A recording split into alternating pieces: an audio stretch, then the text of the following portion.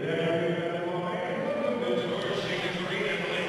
we welcome you back to the Lakeland Center for the 2012 FHSAA Boys Basketball Finals, our first day of 5 this week here at the Lakeland Center, and our second 1A semifinal coming up now between two teams very close to each other, really, up in North Central Florida. The Hawthorne Hornets with a record of 21-7.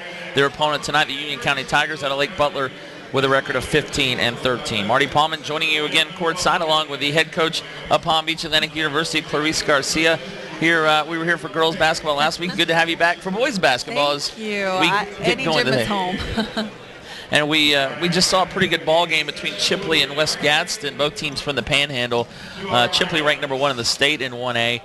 Rally, they were down 12 early, came back to win that game by 9. That was such an exciting game, and unfortunately for West Gadsden, it came down to free throws. I think they lost by 9. They missed 9 free throws, so that's definitely a point of emphasis for the coach. Well, we've seen that in a lot of games here. As you were right, they were 12 for 22 at the line. Chipley actually was only 16 for 32, but Chipley able to dominate the offensive last 21 offensive rebounds, and also West Gadsden, they forced 28 turnovers. So Chipley, ranked number 1 in the state, will play tomorrow for the 1A state championship at 10:05 a.m. against the winner of this game. And what's an interesting story, Union County was a team that lost their first 3 games to start the season. They at one point were 6-9. They were 11-13 going into the district tournament. Then they caught fire. They beat Baldwin. They beat Chiefland, who had only lost 2 games all year. Then in the regional tournament, they were at home. They beat the Villages by 12, and then Chiefland again by 6. Chiefland only lost 4 games all season. 3 of them were to Union County. So this is a team that caught fire really at the right time. Absolutely, and if you are going to peak, now is the time. You need to absolutely do that at this point in the season. And Hawthorne, on the other hand, with a record of 21-7, really had a pretty consistent season as they went through the district tournament, beating Bell and Hilliard in the regionals. They defeated Hamilton County and then Jefferson County on the road last week, 63-55 to win Region 3 and District 6. Union County won Region 4 and District 7. Union County is coached by Rufus Jefferson in his second full season, 3rd year as the Tigers coach, with a record of 31-30. He is a graduate of Union County High School.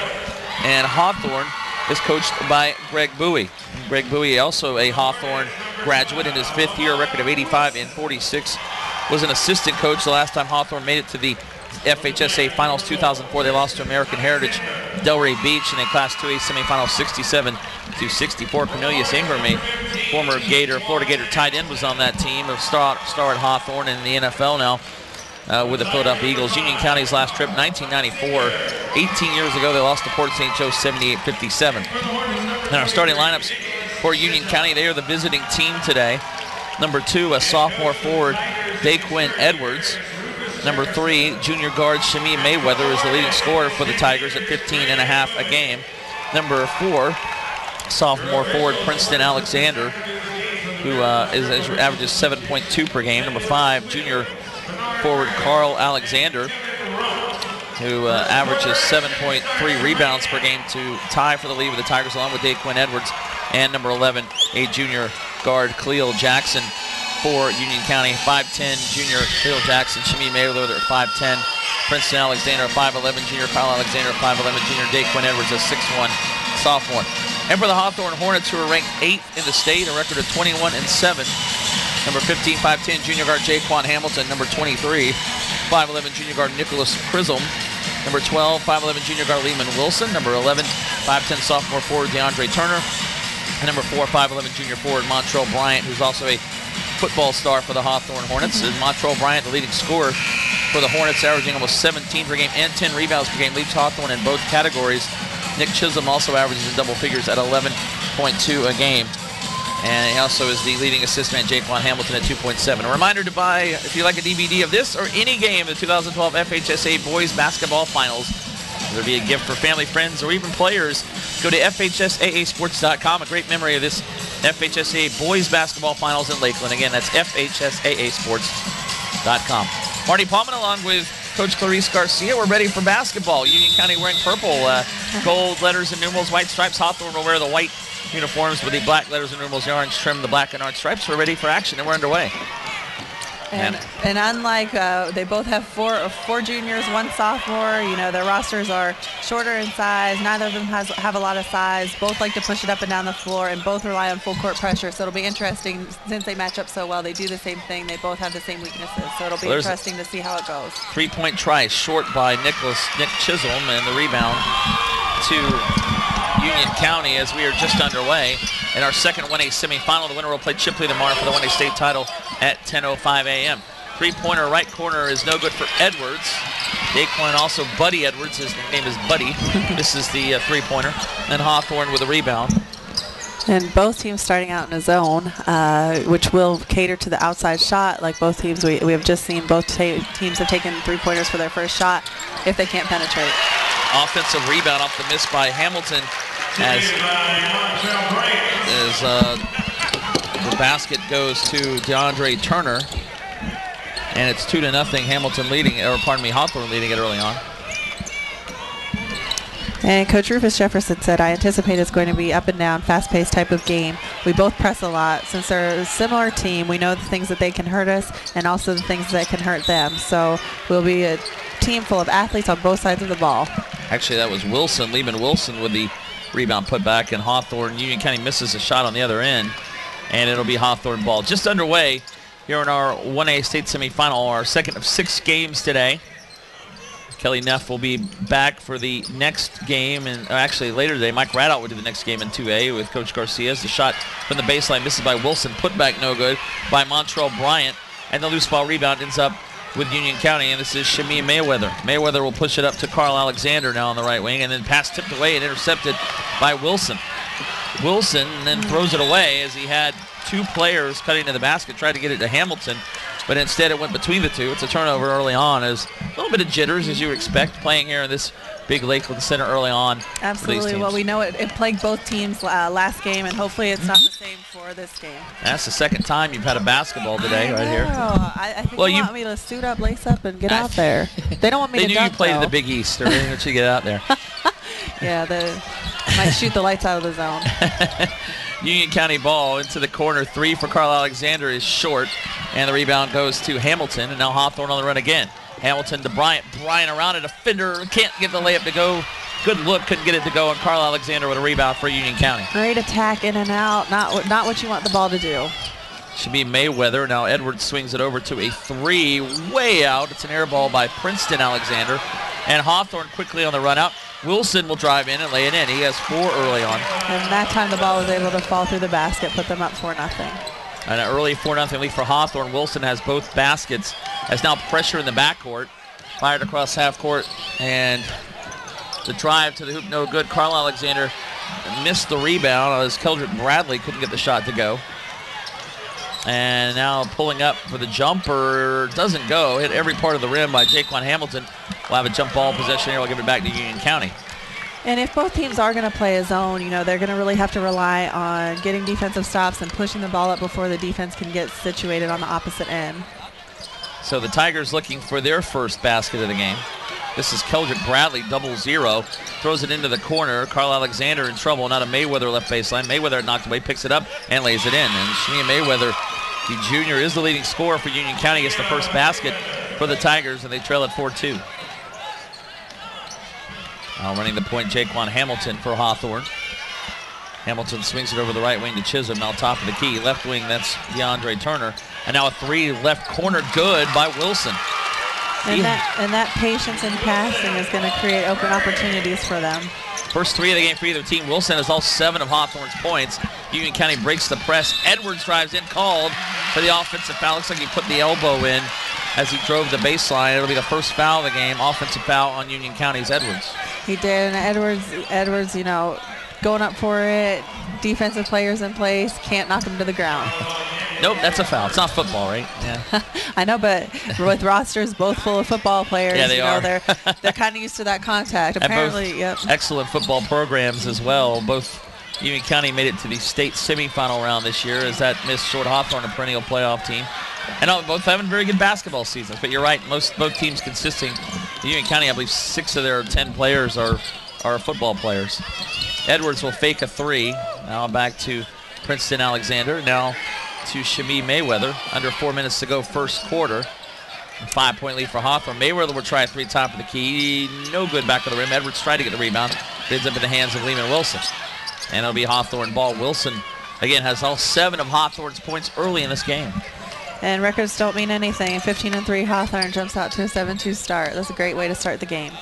Now they are ranked number 8 in the state according to SourceSoups.com in 1A. Union County unranked at 15-13 is driving in as Chisholm. He scores off the glass. Nicholas Chisholm's first basket. It's a 9-2 lead for Hawthorne as the ball's kicked out of bounds. That'll bring us to our first media timeout of the game. 3:18 to go here in the first quarter.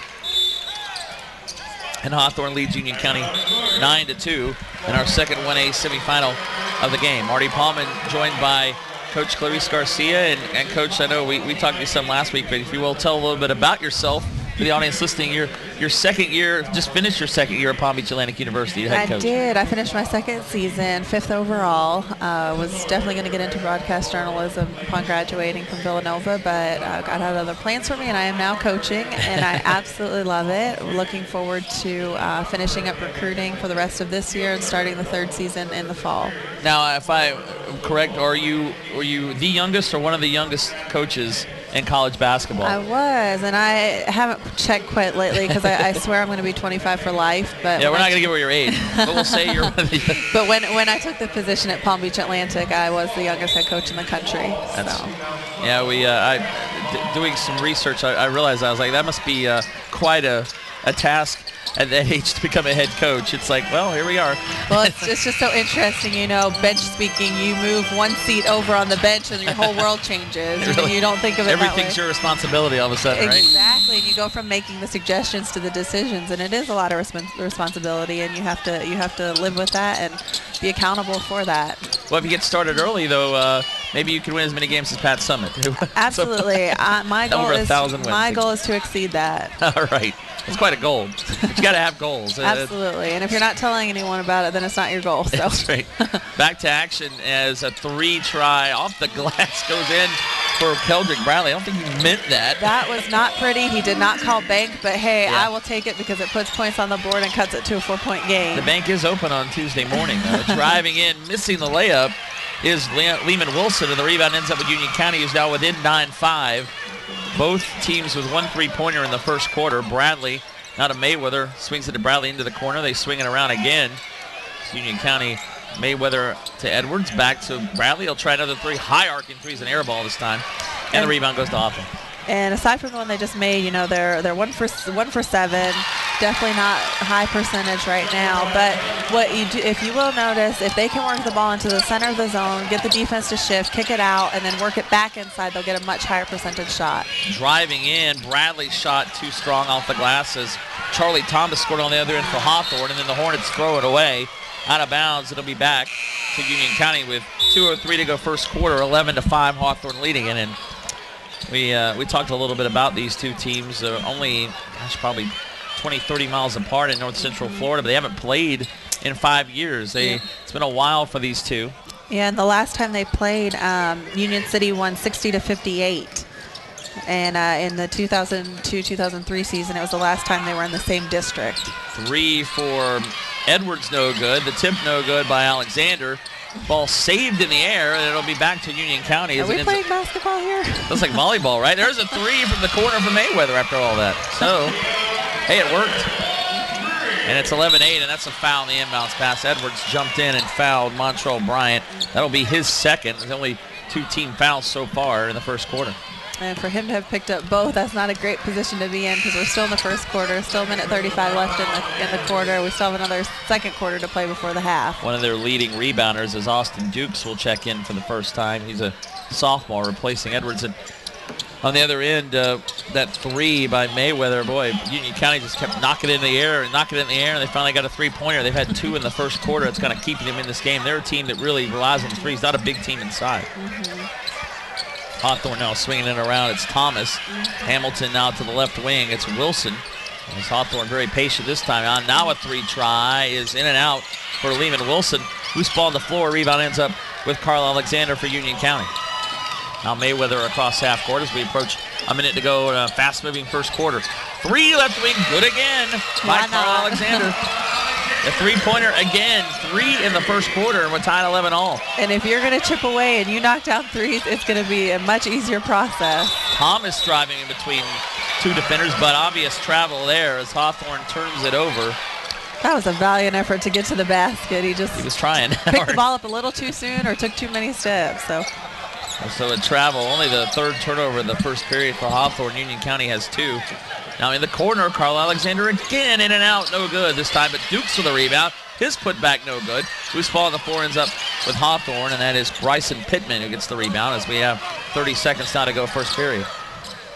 Now driving the left wing is Wilson, his shot no good, and Union County again, but taken away by Wilson. He'll drive up and in, shot no good from 8 feet. Loose ball, rebound good, and a foul as Marcus Gordon on the offensive rebound. He has a chance for a 3-point play with 18 seconds to go in the first quarter. Hawthorne retakes the lead as that is the foul on Austin Dukes, his first 13 foul on the Tigers. And that's absolutely something you don't want to have to happen. You know, you tie the game up. You don't want to have to send someone, allow them to score when the clock is stopped, in addition to giving them a 3-point opportunity. That's exactly what they did as Union County just tied it for the first time at 11 all, and Hawthorne comes right back to take the lead. As at the line, it's Marcus Gordon, a senior, trying to make a 3-point play. First free throw attempt of the game for either team. It's no good. Off the back of the rim, rebounded by Alexander. Now Union County with 14 seconds to go here in the first quarter. Mayweather across half court. Now we're down to 8 seconds. He's looking to the right side, now to the left. He goes to Bradley. He'll try another 3. Almost banked it in again. Loose ball with Hawthorne. And do we have a foul before the buzzer? Nope, travel. Okay. But that will bring us to the end of the first quarter. So a quick moving first quarter and a close one, not surprisingly, in our 1A semifinal. It's Hawthorne 13 and Union County 11. We'll return to Lakeland in just a moment. You're listening and watching the 2012 FHSAA Boys Basketball Finals from the Lakeland Center on the FHSAA Network. We can get a player up here. Oh, that's good stuff. All right, perfect. Prepare a Wiley Ballard graphic. Do you want me to start the stream? Start the stream. Camera 3. Beautiful. We're coming in on 1. For more information on how your school can join the Play on School broadcast program and participate in the FHSAA network, go to FHSAAsports.com/SBP. All right, welcome back to the Lakeland Center, the 2012 FHSAA Boys Basketball Finals. And through one quarter in this 1A semifinal, the inaugural rural class semifinal, they call it now Class 1A, Hawthorne leads Union County 13-11. Marty Paulman along with the coach Clarice Garcia courtside. Great seat here at the Lakeland I know, Center. best seats. I've caught 2 loose balls. Hey, you Haven't caught any players yet. I hope no players. Still diving for those loose balls, right? Go back in college playing at Villanova, right? Indeed, Wildcat for life. That's right. Speaking of the Big East, Notre Dame clinched the Big East. Actually, UConn's lost 2 in a row for the first time at home in 19 years. They did, and it was that? a crazy game. St. John's came back and knocked a 3 down, won it within a few seconds. Yes, the 3-pointer is an air ball by Hawthorne, and then Notre Dame comes in last night and beats UConn and wins the Big East. So, yeah. And that obviously has not happened in a while. I think they said it was 2001, and it was the year Notre Dame won the national title. They split the Big East with UConn, and boy, two losses in a row at home. Gino Ariema's job might be on the line now. I know. Who would have thought? Those millions he's making, they may have to cut it down to only a couple $100,000. Whoa, there's a reverse layup by Austin Dukes. That's true. Does he make that much? He does. I think Pat Summit makes 1 point something. Right? That's something. Which still pales in comparison to some of the big-time man That's coaches. true. Montreal Bryant had his shot blocked. Ball out of bounds will be to Hawthorne as Union County tied it. A reverse layup by Austin Dukes as we're underway in the second quarter. And ball inbounds to Hamilton. And this Union City defense definitely moves as a unit. And they, you see them shifting, but the one thing that they have to do is just be careful of the vulnerability with penetration. Bryant gets the rebound, puts it back up and in, and it's a 15-13 lead for Hawthorne, and then a takeaway by the Hornets. Hamilton stole it, but then it ends up back in the hands of Union County's Mayweather. Now to Dukes. Dukes will drive the baseline. Floater no good from 8 feet. Loose ball rebound to Hawthorne. Wilson had it, but he threw it away. And right into the hands of Prince Alexander. Now a 3 try is good. by Shamia Mayweather. And quite consistent with Coach Greg Bowie, as he predicted. You'll see a bunch of athletes going up and down the floor. It'll be a good basketball game, but you'll think you're at a track meet. So it's quite consistent with what he's talked about. And sure enough, Hawthorne goes the other way, but Chisholm called for the offensive foul. He drove in, laid it in, but wait now, what do we have? No, it's a blocking foul? Blocking, yep. I thought they were signaling the other way. Yes, it is on Austin Dukes, his second. So now two players with 2 fouls for Union County as Chisholm scores, and they'll have a chance for a 3-point play with 6:42 to go second quarter as we go back and forth. And that has been the kind of game, like you said, Coach Bowie said it would be, up and down the floor. Our first game was that way as well. Chipley and West Gadsden like to move as up and down the floors. The 3-pointer was good. Play good by Chisholm. He has 5. Now Union County quickly the other way. Princeton Alexander cross court to Prince Alexander. Now a 3 right corner for Carl Alexander. As a lot of Alexanders on the floor for Union. That was a great extra pass, though. Unselfish play there. Almost made the shot from the corner. On the other end, Hawthorne's Hamilton. Now off to Bryant. Bryant will pull up. Free throw line jumper, no good. Loose ball ends up with Mayweather. And now the Tigers back on the run. Mayweather quickly ahead to Carl Alexander. Now he'll get it back to Prince to the top of the key. Shamia Mayweather for 3. No good. Rebound. Hawthorne had it, and dribbling through the defense is Wilson. But then Wilson tried to get it ahead to DeAndre Turner, and he threw it away. A bit too quick that time for Hawthorne. All these threes that Union City's chucking up, got him back in the game. If you're making them, it's great offense. If you're not, it can be the worst for you. So for the Union County Tigers, right at midcourt, Prince Alexander gets it to Carl Alexander underneath the Mayweather. His shot rejected underneath by Wilson. Now it's a run out for Montreal Bryant, and Bryant will lay it in. 4 for Bryant all in the second quarter, and Hawthorne opens up the 4-point lead, 20-16. And Bryant really asserting himself, at 16.8 points per game and 10.1 rebounds. He's bound to make some. For the Hornets. 3-point try for Prince Alexander is short, and the rebound ends up with Lehman Wilson. Wilson now on the run. Wilson in between defenders, floater no good, and the rebound to Carl Alexander. And the Tigers will now pull up a little bit, but now they'll look to run again. Mayweather across half court. Now over to the right corner, it's Dukes. Prince Alexander cross court to an open 3 again, left wing from Princeton Alexander. It went over the top of the backboard. Looked like a game coming down there. Hit everything on the way down. Almost took out the camera.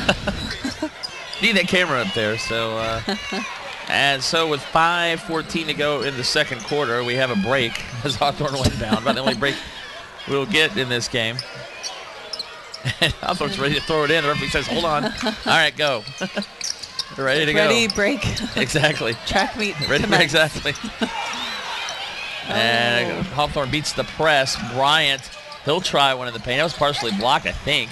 He missed we'll just say it is. Yeah, it came up a little bit short. Looked like there was a defender in his face, and it will be Tiger ball. This is Keldrick Bradley back in for Union County. Well, and one of the things now against the zone, you can really tell that Union City is trying going into a 5-out offense, which really is going to extend the zone, obviously seeing that it opens up the center of it.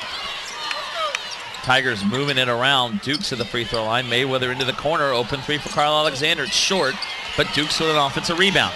Nice pass underneath, and we're going to have a travel on Princeton Alexander as Union County moved it pretty well around to open 3 again and just couldn't get it to go. They did. They got it inside the zone, outside the zone, shot the 3, and he was in a position to get that weak side rebound, just traveled with it before going up with it. That's not going to be good offense for you.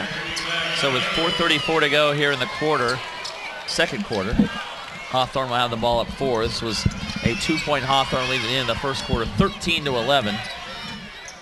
And they've extended that lead to 4 here early in the second period.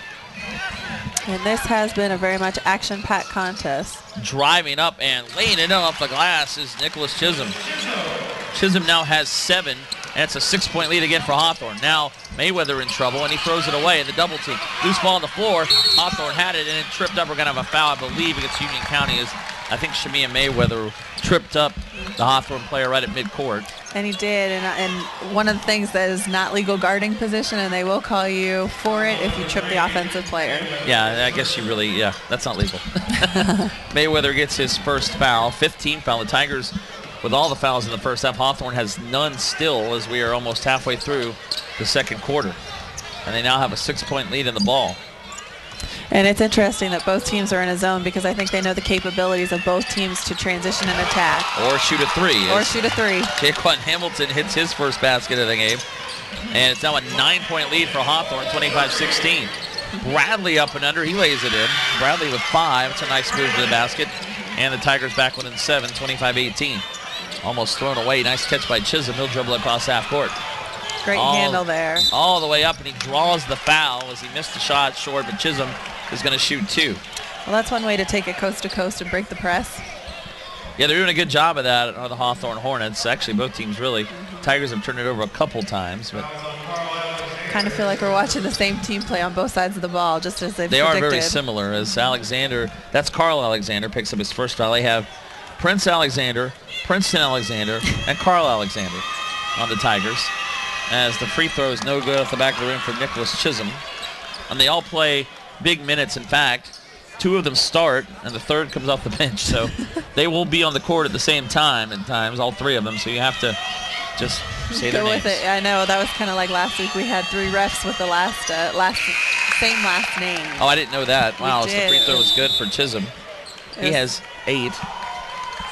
And with 3:36 to go here in the second quarter, we have a media timeout. Hawthorne leading Union County in our 1A semifinal, 26-18. Marty Palmer along with Coach Clarice Garcia and Coach I'll get back to what you said earlier about we're going to go into journal and broadcasting. You ended up coaching, but you remember the first thing you said was like, I really love this stuff. I miss this. Absolutely. So we're glad you got a chance to do it because it is a lot of fun. It really is. It's so much fun because you get to, it takes me out of the coaching side of it. Although last game with the few turnovers I saw, I was trying not to go back into coaching mode and focus on the task at hand of just actually telling people what's happening without getting in too crazy.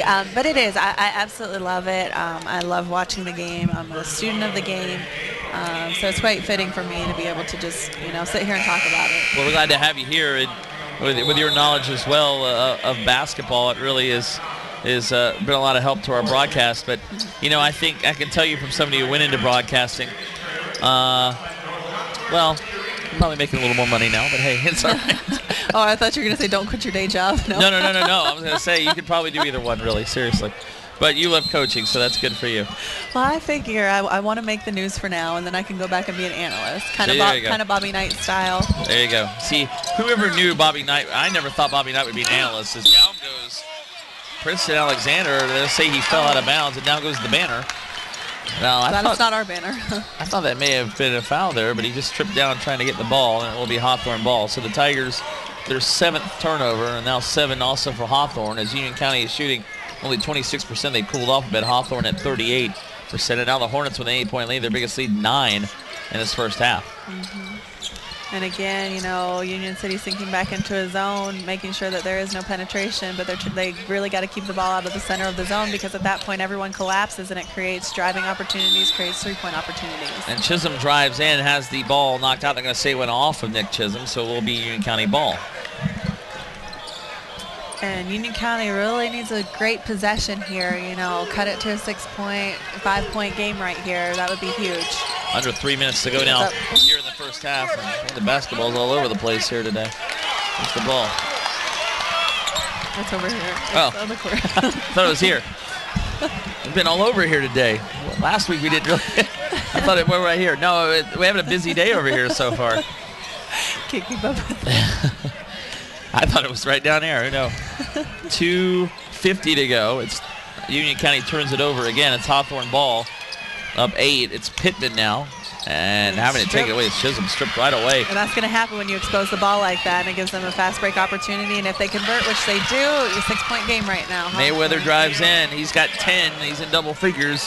He is the leading scorer for Union County. It's again a 6-point lead as Hawthorne's led most of the first half, but their biggest lead 9. It's been pretty close between these two. Pittman will drive behind the free throw line, call for the travel. Hawthorne turnover. Couple too many steps there. Couple too many. Yep. A couple too many. I heard that saying.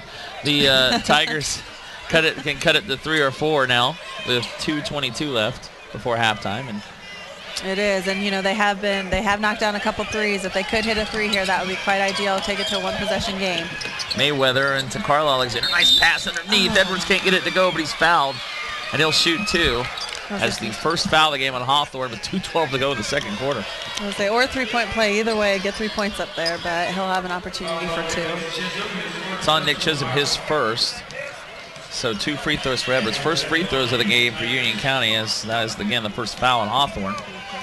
And Edwards at the line is scoreless and hits the first free throw. He got 2 fouls in the first quarter, had to check out. Hasn't been in much since, but he makes it a 5-point Hawthorne lead, 26-21. We saw a lot of front rimming of free throws last game, and it really plagued both teams. Neither team shot over 50% for the game. Second free throw good, so it's a 4-point lead again now, as underneath Marcus Gordon had it. He lost it. It's a turnover. Now the Tigers can cut it to 1 or 2. Mayweather drives between defenders, misses the layup, follows no good, and the loose ball rebound ends up with Charlie Thomas. And we are back to the races. Here we go, right down the middle of the court. Wilson's fouled hard. He's going to shoot 2 free throws. And the Tigers now with 17 fouls, which means Hawthorne will be a 1-on-1 for the last minute 51 of the second quarter, but this will be 2 free throws for Wilson, as the foul is on Shamia Mayweather, his second. So now 3 Union County players have 2 fouls. And that is something, as a coach, you very much have to monitor, because you don't want to get into a situation where you have a scorer for you or someone who's being productive in foul trouble. And so, best thing, get them off the court for a little bit, get them back on. But the problem is you need them in a game like this. So. Now I was going to say, back to what you said earlier, is Wilson, it's the first free throw. I would have never guessed Bobby Knight would have been. It never seemed like he'd be the guy on TV, but you know what? He does a pretty good job. He does, absolutely. He's not as grouchy as he used to be. Maybe he had to lose that first. I don't know. But maybe. I haven't seen him throw any chairs on set, but anything is possible. And that's the thing I said, too, to one of the coaches last week, is Wilson, it's both. The one thing about doing this is you're always 0-0. You never lose a game. So, there's not as much pressure there. Right, exactly. But, I'm sure coaching's a lot of fun. I know it's a lot of work, but it's a love affair. It's so rewarding. You get to work with, and I'm sure both coaches can talk about how outstanding their players are, and you just really get to work with a fun age group of players. On the flip side, though, I kind of place my livelihood in the hands of 18 to 22-year-olds who are as fickle as anything. Unpredictable, right? Yeah. So you just never know. So I'm either the smartest, dumbest person for that. There's a jumper inside the free throw line, good. That's Princeton Alexander, and it's 28-24 on the other end. Charlie Thomas missed a 3. And it's now a 4-point lead again for Hawthorne as we approach a minute to go, second quarter. Hornets holding on to the lead, which was once 9. 3 from the left corner is good for Lehman Wilson. He has 12 in the first half, and Hawthorne back out to a 31-24 lead, a 7-point lead for the Hornets. And that pass is intercepted by Wilson. Now Wilson driving to the right wing. Will hand it off to a 3 for Thomas. It's no good. And the rebound for Edwards. And they're going to... almost a steal. Carl Alexander will now pull up for an open 3 right wing. It's short. And the rebound to Hawthorne. And a foul coming up on the Tigers. So a 1-on-1 for Hawthorne with 35 seconds to go here in the second quarter and a 7-point lead. 8th team foul in Union County. I think we just had 5 trips up and down the court in like 10 seconds. Yeah, they are going. That's the 3rd foul on Daquan Edwards, which is, it's bad to get that in the last minute of the half. He almost got through the half, and now he's going to have to sit down with 3, and we'll see what the strategy will be for using him in the third quarter. As Wilson is again at the line. This is a 1-on-1 now. He's 2 for 2 at the free throw line so far today. Has 12 points and misses it short again. Like you said earlier, free throw is short. And the rebound to Dukes. So the Tigers of Union County can hold for the last shot of the first half. But they may not. You never know. They kind of like the fast-paced play. This is Prince Alexander now back to Mayweather. Under 20 seconds to go now. Carl Alexander will try a 3 for the corner. He got it. Why not? He's hit 2 threes. He has 6. 5 threes in the half for the Tigers, and they trail it by 4. Now Hawthorne can hold for the final shot. And I really love watching Union City set up for their shots. It's all of them on the perimeter, and just like that, they step right into their shot, even if it's not going up. That's a big 3 by Jaquan Hamilton, the top of the key. Gives him 6 points, 2 threes in the second quarter, and that gives Hawthorne a 7-point lead at the half. And our second 1A semifinal game of the day. The winner will play Chipley tomorrow for the 1A state championship at 10:05 a.m. Our score, though, at the half, it's Hawthorne 34 and Union County 27. We'll break for halftime. We'll return to the Lakeland Center in about 10 minutes here on the FHSAA Network.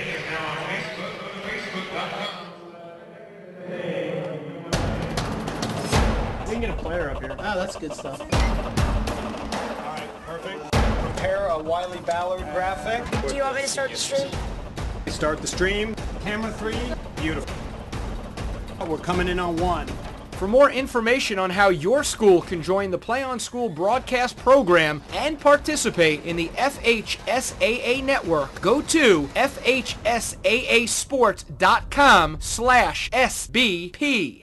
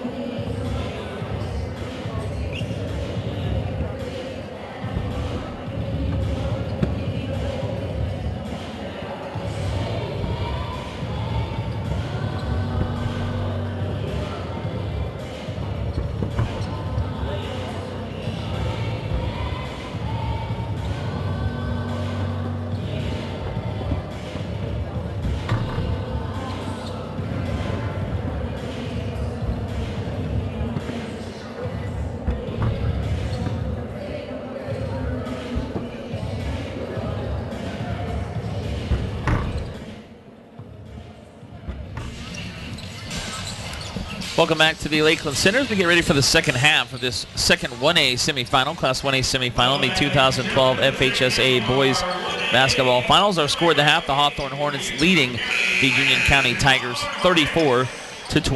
The winner of this game will play Chipley tomorrow for the 1A state championship. Looking at our first half stats, Union County 10 of 32 overall from the field, 5 for 20 from three-point range, 2 for 2 at the free throw line. They had 5 assists with 10 turnovers, 4 offensive rebounds, 17 defensive rebounds. Hawthorne shooting at 13 of 33, around 40%. 4 of 10 from three-point range in the first half. 4 of 7 at the line. 7 assists to 11 turnovers for the Hornets. They had 6 offensive rebounds and 17 defensive rebounds. Leading scorer in the first half for Hawthorne was Levin Wilson with 12 points. And for Union County, Shami Mayweather with 10. And a reminder to buy a DVD of this game or any game of the 2012 FHSAA Boys Basketball Finals. Go to FHSAAsports.com and make a great memory for family, friends of the team, fans, or even the players. Again, it's FHSAAsports.com for a DVD of this broadcast. Marty Palman, along with Coach Clarice Garcia, joining you courtside as we get ready for the second half. And first half was mostly led by Hawthorne, but Union County with the 5 threes able to kind of hang in the game. They did, and they did a really good job of knocking those down early, but it has been a battle, and they need to capitalize on their offensive possessions in this second half. So the Tigers will have the ball to start the second half. This is Bradley driving in, and he had it knocked away, stolen by the Hornets, who have a 2-on-1, but it's thrown away as Chisholm tried to get it to DeAndre Turner, and it's a Hawthorne turnover. And Mayweather trying to settle them down a little bit. He's like, calm down, guys. We need to get on track, get this done, have a good possession here. He is one of the leaders, the leading scorer on this team, the junior Mayweather. As across half court goes Princeton Alexander. This is Bradley, freshman. Also had a big game in the regional final win over Chiefland last week. Tigers swinging around to the right corner. Alexander faked the three. That is Princeton Alexander. Now to Edwards at the free throw line, who gets it into the right corner. Now Princeton Alexander back into Edwards. Edwards will pull up from 12 feet. It's too strong. And the loose ball ends up with Montrell Bryant. Bryant now 2-on-3 the other way. Pulls up, misses a layup, but a foul coming up on the Tigers. So 2 free throws coming up for Hawthorne to start the third quarter. And you can just see the Hawthorne Hornets know that transition game. They get that rebound and go with it. Princeton Alexander picks up his first foul, and in the first half, Union County had 8 fouls, only 1 for Hawthorne. So now they start the second half with a foul as Bryant at the line to shoot 2. He had 4 points in the first half. It rolled around every part of the rim and wouldn't fall for him, but he'll get a second free throw. As Hawthorne led it by 2 at the end of the first quarter, outscored Union County 21-16 in the second period. Free throw in and out, and the rebound to Edwards, Edwards with 3 fouls does start the second half for Union County. Now Mayweather across half court, able to get it into Carl Alexander, 3 right wing, no good, left side of the rim. Mayweather with a rebound though. He drives the baseline, fall away jumper is short, and we're gonna have a foul coming up on Hawthorne. So the Hornets had 1 foul the entire first half, and they get a foul early in the second half. And after about a minute of play, no one scored, and they both had opportunities, so. Jaquan Hamilton's first foul. And at the line, Mayweather will shoot 2. He had 10 points. He had 2 threes in the first half. Carl Alexander with 6 also for Union County. Keldrick Bradley with 5 as the free throw is good. 2 points also for Daquan Edwards, Princeton Alexander, and Austin Dukes. And for Hawthorne, we mentioned Wilson with 12. 8 points for Nick Chisholm, 6 for Jaquan Hamilton at 2 threes, 4 for Montrell Bryant, 2 apiece for Charlie Thomas and Marcus Gordon. As the second free throw rolls out, and Hawthorne with a rebound. They're up 6 with the ball with 6:52 to go, just a little more than a minute into the third quarter of this 1A state semifinal. And both teams staying in their zone. They're sticking to the game plan, not letting them attack, not letting them transition. Now over to the left wing. Turner will try a 3. It's short, but the rebound by Bryant, and Bryant had it taken away by Carl Alexander. And that was a solid, good, strong rebound. Hopefully to get them a great offensive spark on this end. Mayweather and Alexander back and forth. That's Princeton Alexander. Now over to the right wing to Bradley. Now back to Shami Mayweather. Mayweather to Bradley. Bradley will drive from the right wing. Up and under. Defender. Nice move. Missed the shot. Tip no good. Loose ball on the floor. And Hawthorne comes up with a rebound. In the corner, it's Bryant, and he'll get it to Ed to Jaquan Hamilton. Hamilton now to the top of the key. And the Union County players did a great job of getting back, getting set. No transition points there for the Hornets. And traveling the call on the Hawthorne Hornets Both teams did have double-digit turnovers in the first half, 11 for Hawthorne, 10 for Union County, as Coach Greg Bowie takes a timeout. Greg Bowie was an assistant coach for Hawthorne the last time they made it to the state semifinals, which was 2004. They lost to Delray Beach American Heritage 67-64 in a 2A semifinal. They won the state championship back in 1987, also made the finals and semifinals in 86. So Hawthorne, a team that's been here before for Union County, their second appearance all time, first since 1994 when they lost to Port St. Joe that year in a 2A semifinal. So absolutely, and just knowing their record, Coach Bowie said it was huge for us to get here. It's kind of odd for us to be so close to each other, not playing the regular season, and have to go to Lakeland to play. But he knows, given their record, but in spite of that, given their desire, given their heart, given their drive, they got here, and so they need to do something with this opportunity. That's right. Mayweather taken away.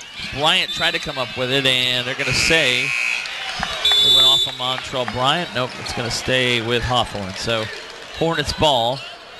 5:47 to go in the third quarter, and so far only 1 point for Union County, none for Hawthorne in this third period. It's a 6-point Hornets lead. Pass inbounded to Nick Chisholm. Down the left corner now, driving the baseline, pulling up, jumper no good for Hamilton off the back of the rim. The rebound goes to Wilson. Hawthorne keeps it alive. And again, they're going to work it around the perimeter, see if they can get it inside or shoot the three. And they do shoot the three. It's short by Chisholm. Loose ball for Thomas, and it goes off of Charlie Thomas out of bounds to Union County.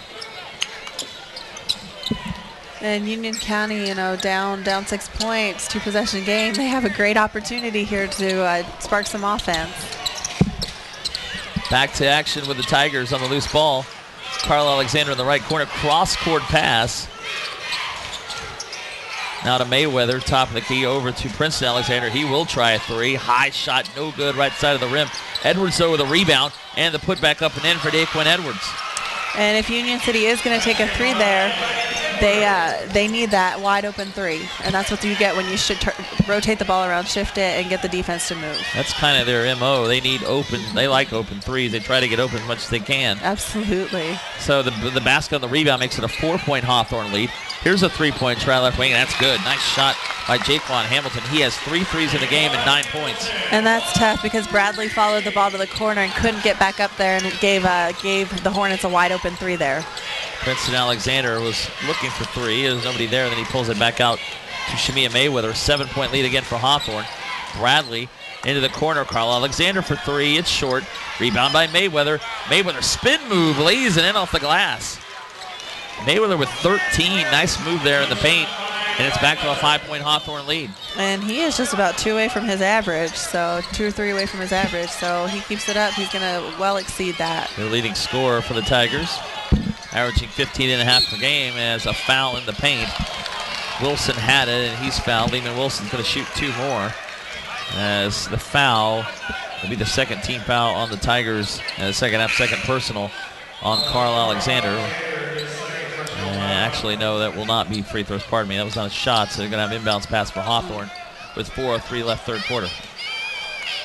And I like how the Hornets set up there. Getting in a 4 low, it extends the zone, forces the top defenders to go down to the corners to guard. Pass inbounded to Wilson. Now Wilson will try a free throw line jumper. No good. Back to the rim. Rebounded by Mayweather. Again, Mayweather all over the boards today for Union County. Across half court, this is Bradley in between 2 defenders. Reverse layup, no good. Rebounded by Edwards, put back, no good, but he's fouled. And Edwards will shoot 2. And now you see the Tigers hitting the offensive boards pretty hard here in the third quarter, as the foul will go on number, they call that on number 23, pardon me. Yeah, it's on Nicholas Chisholm, his second. Both teams with 2 team fouls, and we'll have Edwards at the line to shoot 2. Yeah. And after only getting 4 offensive rebounds in the first half, those are going to be crucial coming down the stretch here, because you need to be able to give your team a second chance opportunity if you aren't shooting a high percentage from the field, from the court. Edwards missed the first free throw. The second is short. He misses both. Rebounded by Wilson. So Hawthorne still with a 5-point lead. Union County hanging around as driving the baseline, having a shot blocked was Charlie Thomas. That was a great free throw secondary break. Guards bust themselves to get down the court, but they have to be smarter converting on that. Mayweather now top of the key. Over to the right wing, Carl Alexander. Now Mayweather swings it to Princeton Alexander. Fakes the three. Now to Mayweather. And in the free throw line, Bradley runs into a double team. Back to Mayweather. Three top of the key. Got it. Boy, good looking set that time for the Tigers. And now Mayweather has 16. It's a 2-point Hawthorne lead. And that was great ball movement, great patience, great ability to draw the defense, kick it out, wide open three. Top of the key three again for Hawthorne is no good. Hamilton missed a shot. Loose ball on the floor. Edwards with a rebound. Now the Tigers can take the lead for the first time since the first quarter. Mayweather drives in, lays it in, draws the foul, and a chance for a three-point play. Tie it up, take your team up by one. That's a good game plan right there. We are tied at 37 all as the foul on Hawthorne, the third team foul of the second half, the first person on Charlie Thomas. And Hawthorne's led by as many as 9, and now Union County can take the lead with a free throw with 2:49 left third quarter. You know, and the Hawthorne Hornets got a shot up, but Union City was able to control the defensive board, come down, score, have a chance for a three-point play. Free throw for Mayweather is good, and there's the lead for the Tigers. How about Mayweather now with 19? He's got 9 here in the third quarter, and the Tigers, who trailed at 34-27 at the half, have outscored Hawthorne 11-3 to start the third quarter. They lead it by 38-37. And again, Union County, a team that's predicated on three-pointers. They've hit 6 in the game, 5 in the first half, really keeping them in, and now they're starting to get the ball inside and get some offensive rebounds. Absolutely, and Mayweather is just absolutely stroking it. He's aggressive, he's feeling it, he's sparking the energy on this team. So Hawthorne uses the first time out of the game with 2:46 to go, third quarter, and now if you're Craig Bowie, your team, I mean, they've kind of been in control. I mean, it's been close, but Hawthorne's really, when they've needed a basket, they've gotten it. Now you're going to kind of need to get that again. Still a lot of time to go, but yeah, the momentum definitely on the side of the Union County Tigers. Absolutely, and you know, and one of the things, if you are Hawthorne, you know, you lost the lead, you need to settle yourselves, get it together, execute on offense, and work the ball around, try and get the defense to shift and take high percentage shots. Well, we are back to action here in just a moment. Again, the winner of this game would play the #1 team in the state, according to SourceHoops.com, Chipley, tomorrow for the 1A state championship. That game will start at 10:05 a.m. here on the FHSAA network. We have 4 more games to go today. 2 2A semifinals coming up this afternoon, 2 3A semifinals this evening here from the Lakeland Center. Pull-up 3 is an air ball, and good defense there as Chisholm had Mayweather in his face. Initially, that was good. The Hornets really overloaded the zone, but then didn't capitalize on that weak side opportunity. Mayweather to Alexander, Princeton Alexander it is. Mayweather now again, they go back and forth. Mayweather now to the free throw line, outside the free throw line. Edwards' jumper's too strong. Loose ball rebound ends up with the Hawthorne Hornets. This is Montrell Bryant quickly on the run. Dribbles to the baseline. He'll try a shot from 8 feet. No good. Tip no good. Bryant with another rebound, and he lays it in. 6 for Bryant, an offensive rebound for Hawthorne. A couple there, and they lead it again by 1. And now Mayweather kicks it away. Bryant has it, drives underneath, and again lays it in. Nice kiss off the glass, and they regain the lead here, now 41-38. Yeah, now a 3-point lead after Union County had taken their first lead in a while. Hawthorne with 4 straight points. Edwards drives the baseline. Shot blocked from behind, but he's fouled. And Edwards is going to shoot 2. And this back and forth contest remains exciting. These two teams again, as the foul goes on Wilson, his first 4th team foul on Hawthorne. These two teams only about 30 miles apart. And they haven't played each other in a while, but boy, they're playing a close one here in the state semifinals here in Lakeland. First free throw for Edwards is no good, rolls off the side of the rim. Well, you can tell neither team wants to go home because a loss here means no championship, no opportunity for getting that trophy, getting a ring. So hard to get here. When you get here, you want to win it. You don't just want to be here. And Hawthorne's really beat the odds. You don't see many teams with a 15-13 record coming in here to remain as one of the final 4 standing teams in that class. Well, Union County started the season 0-3. Losses to Columbia by 25, Bradford by 8, Chiefland by 24. At one point they were 5-4, but then they fell to 6-9 after another loss to Columbia. They beat Chiefland though in the second meeting, and then they ended the season 11-13 as a travel called on Hawthorne. They lost to Gainesville St. Francis by 2, so they ended 11-13. Then they won 2 games in the district tournament 1-2 in the regional tournament at home. They didn't leave Lake Butler, and now here they are, 15-13 in the state semis. And again, Chiefland, a team lost 4 games all season. Union County beat them 3 times. And that's just thrown away. That's by Union County. It's all about matchups, I guess. Boy, some teams just don't match up well with others. You look at the records. Absolutely, because I know that even with the teams we play, there are some teams that we just match up better with and some teams that you don't. And, you know, the whole fun of it is just trying to figure out how, against those teams against whom you don't match up well, you can efficiently execute your offense and have a great defensive game plan as well. I think basketball is one sport where that really matters more than anything, because in football, I mean, you can find a way to beat someone. It's just being better than them, you know what I mean? Absolutely, yes. Driving in, right-handed floater short by Hamilton. Good defense by the Tigers as we go under a minute in the third quarter. Union County down 2. Mayweather now will dribble to half court. Cross to Bradley. Bradley looks to drive in for the right wing. He drives up, misses the shot, but he's fouled, and Bradley will shoot 2 free throws. We've seen Bradley do that a couple of times today. He gets the ball over the wing and just powers to the basket and draws the foul. And sometimes that's the best offense if you aren't scoring from outside. Just take the ball, get it in, draw the foul, and especially if you can see that the help defender is late help, you know you're going to catch him on the move, and at that point you're going to be able to draw the foul. So just being able to almost bulldoze your way in, hey, why not? Another missed free throw, though, as Bradley misses the first one. The Tigers are 3 of 8 now in the period at the line, as the second one's good. So Bradley hits 1 of 2. He has 6, and it's a 1-point lead. The foul that time was on Montreal Bryant of Hawthorne, his first 15th foul. And we now have 40 seconds to go third quarter in a 1-point game. Hawthorne led at the half by 7, but the Tigers of Union County have cut into this lead. They did lead at 1 point by 1. Now under 30 seconds to go. Looks like the Hornets may hold the last shot. That's what Greg Bowie is saying to his team. Hawthorne 21-7, ranked 8th in the state according to SourceHoops.com, and Union County 15-13. They were unranked coming into the postseason. And what a Cinderella story that would be if they could end up knocking this team off, because if not, we would have a number 1 and number 8 matchup, so that's a top 10 matchup. But to have a number 8 or number 1 take on a non-ranked, that would be huge.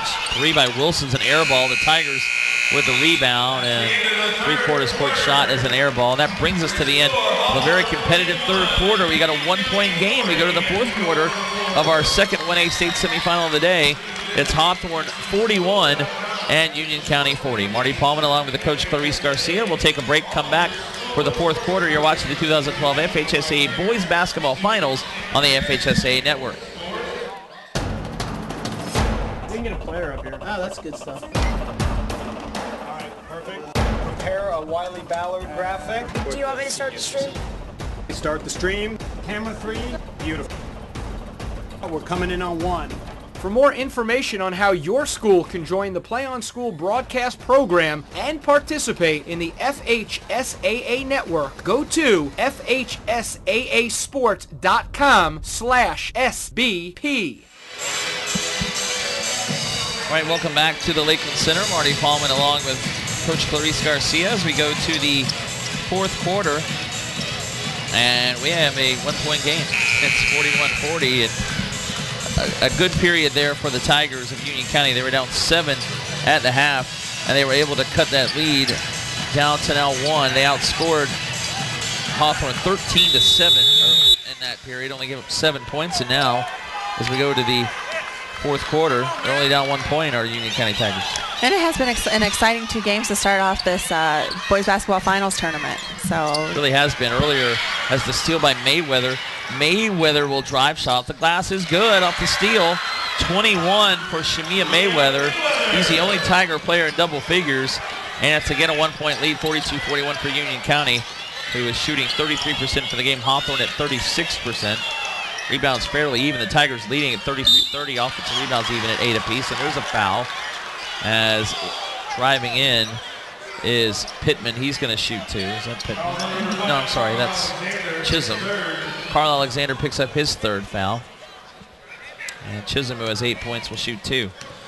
And you looking at the bench depth, Union County not really rotating in that many. Hawthorne rotating almost 2 squads in there. You would think you would see that reflected in the scoring, but there's about 4 bench points for Hawthorne and only 2 for Union County. So relying heavily on the starters to get it done. First free throw is no good, and the second one is short. So Chisholm misses 2. And the rebound to the Tigers. Now Edwards across half court. Carl Alexander. And gives it back to Mayweather. Mayweather will drive in. Up and under. Shot doesn't go, but he's fouled. And 2 more free throws for Shamia Mayweather, who's really trying to take over for Union County. Absolutely. And I wonder if their game plan was just, hey, get the ball to Mayweather, get it in, let him foul everyone else out. Second foul on Montrell Bryant. 16th foul on Hawthorne. The Tigers of Union County are 1 foul away from being in the 1-and-1 for the rest of the game as the free throw rolls in for Mayweather, who averages 16 coming in, has 22 here in the game. And it's a 2-point lead, 43-41. And Union City doing a very good job of keeping their composure, sticking to their game plan, and really attacking the basket. I would say that's a big difference here. Free throw is in and out this time, so a 2-point lead for the Tigers, 43-41. And I think one of the things with these missed free throws, you just kind of let the other team hang around, and, you know, at that point it becomes any man's game. Bryant missed the shot, but he gets the rebound, and he's fouled. Montrell Bryant's going to shoot 2. As with now 7 minutes left, Hawthorne can tie it. That's the 4th foul on Carl Alexander of Union County. Not a lot of foul trouble, really, but in fact, he's the only player, I believe. Actually, Daquan Edwards has 3. For the Tigers, Hawthorne with a couple players with 2 as Bryant misses the free throw again. And Hawthorne in the second half so far is 0 of 5 at the line. They have scored 7 points so far in the second half in about 9 minutes. They led 34-27 in the half, now trail it 43-41. And the free throw rolls in that time, so Bryant has 9. It's a 1-point Tiger lead. And it's a good thing for Hawthorne, you know, they're not having to rely heavily on their free throws. It only accounts for 5 of their points. But it is going to become important because the game is a 1-point game and it is a close game. Bradley across half court. Now Hill trouble inside the paint. Up and under. Shot goes in for Bradley. Bradley again right to the basket. He has 8, and it's 45-42. And now we're getting into why both teams are playing zone, because you can tell that both teams are very athletic. And when you get it into that one-on-one opportunity, fouls happen or and-ones. So a 3-point lead for Union County. 6.5 minutes to go. Bryant in between defenders has it knocked away. 2-on-2 the other way. Mayweather in between defenders. What a move, and he misses the layup. Loose ball on the floor. Ends up with Princeton Alexander. His putback no good. And now Hawthorne with a rebound. Great move by Mayweather, just couldn't finish. Absolutely, and Hawthorne definitely wanted to secure that rebound. They had 3 players attacking to go for it. Bryant missed the shot. Mayweather tried to save the loose ball, but it's out of bounds. And it'll be Hawthorne ball as they now trail it again by 3. And boy, this game has really turned around in the second half. It has, and you know, they have really exerted their will, and Mayweather's done a great job of leading this team. He's a player who really can fill up the score sheet. He had 25 in the regional final win. Didn't have a great game in the regional semis against the Villages, but they were picked up in that game by Carl Alexander. Scored, I think, 24 points, had 10 rebounds, as well as Union County, again, didn't have to leave their home court. That's always a good thing to get to Lakeland. Absolutely. Over to the right wing. 3 is short by Lehman Wilson, but a rebound by Hawthorne, and they'll go to the line to shoot 2. Will the Hawthorne Hornets as the foul. Absolutely, and one of the things, you know, about Union City, should they win this game and go on to face Shipley, Shipley brags of Dozer, and he averages about 21 points a game. But the thing with their team is they also have players that can step up and score in addition. And right now, you don't see that balanced scoring. You see Mayweather with 22 points, and the next highest points is 8 points. Pittman at the line and made the first free throw. And the second free throw is also through. Or no good, I'm sorry. 1 for 2 for Pittman. The foul was on Daquan Edwards, so now he has 4 fouls. So Edwards with 4, Carl Alexander with 4. As Bradley lost it. Duke's nice pass, but the miss by Princeton Alexander. Missed to the follow as well by the Tigers. And the rebound goes to Hawthorne. And with all those opportunities, you really want to extend this lead from a 2-point game there. And pass tipped away, intercepted by Dukes. Now to Mayweather. 5:15 to go. 45-43. Union County by 2 in this 1A semifinal. And the Hornets now have been forced out of their zone. Really need to see if they can contain this. Driving in is Bradley. He lost it, and will pull it back out near half court. Now still Bradley running out of time. He has it knocked away. A little bit too much dribbling, but it ends up in the hands of Edwards, but we're going to have a foul. And if that's on Edwards, that's his 5th. Let's see what he did. It is on Edwards. He just fouled out of the game. Wait a minute. Yep, he did. Now, I didn't see what happened there. I just saw a loose ball. And I don't know if the player flopped or not, but if it was, they did a very good job of selling it. Well, Edwards fouls out with 4:54 to go and 5 points in the game. 4:55 left. And he had foul trouble in the first half. It's both teams out with 16 fouls. So now both are 1 foul away from the 1-and-1.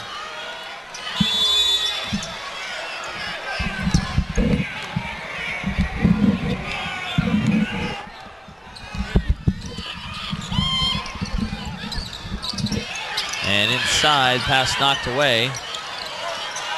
And Bryant picks it up now over to the left wing. Now in the corner, Wilson for 3, no good. Rebound on the floor, Mayweather has it. And Mayweather across half court. Mayweather between 2 defenders, he's caught for the travel. And he so wanted to get to the basket, but the Hawthorne players were able to get back, prevent him from doing so.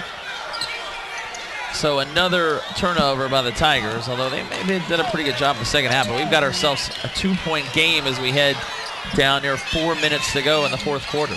Absolutely, and if you'll notice, Union City has been able to stay in their zone, whereas Hawthorne has had to pick up man now. And Pittman loses it. Steal right into the hands of Union County. Bradley into the right wing. Now driving the right wing is Jackson. And Khalil Jackson had it taken away. Hawthorne back on the run. Wilson between 2 defenders. He's fouled. Nope, jump ball. They tied him up. Much to the Hawthorne fans' dismay. It will be Union County ball. I thought there was a foul, but that'll bring us to our final media timeout. Or, well, at least our 4th quarter media timeout. 3:58 to go, as it should be.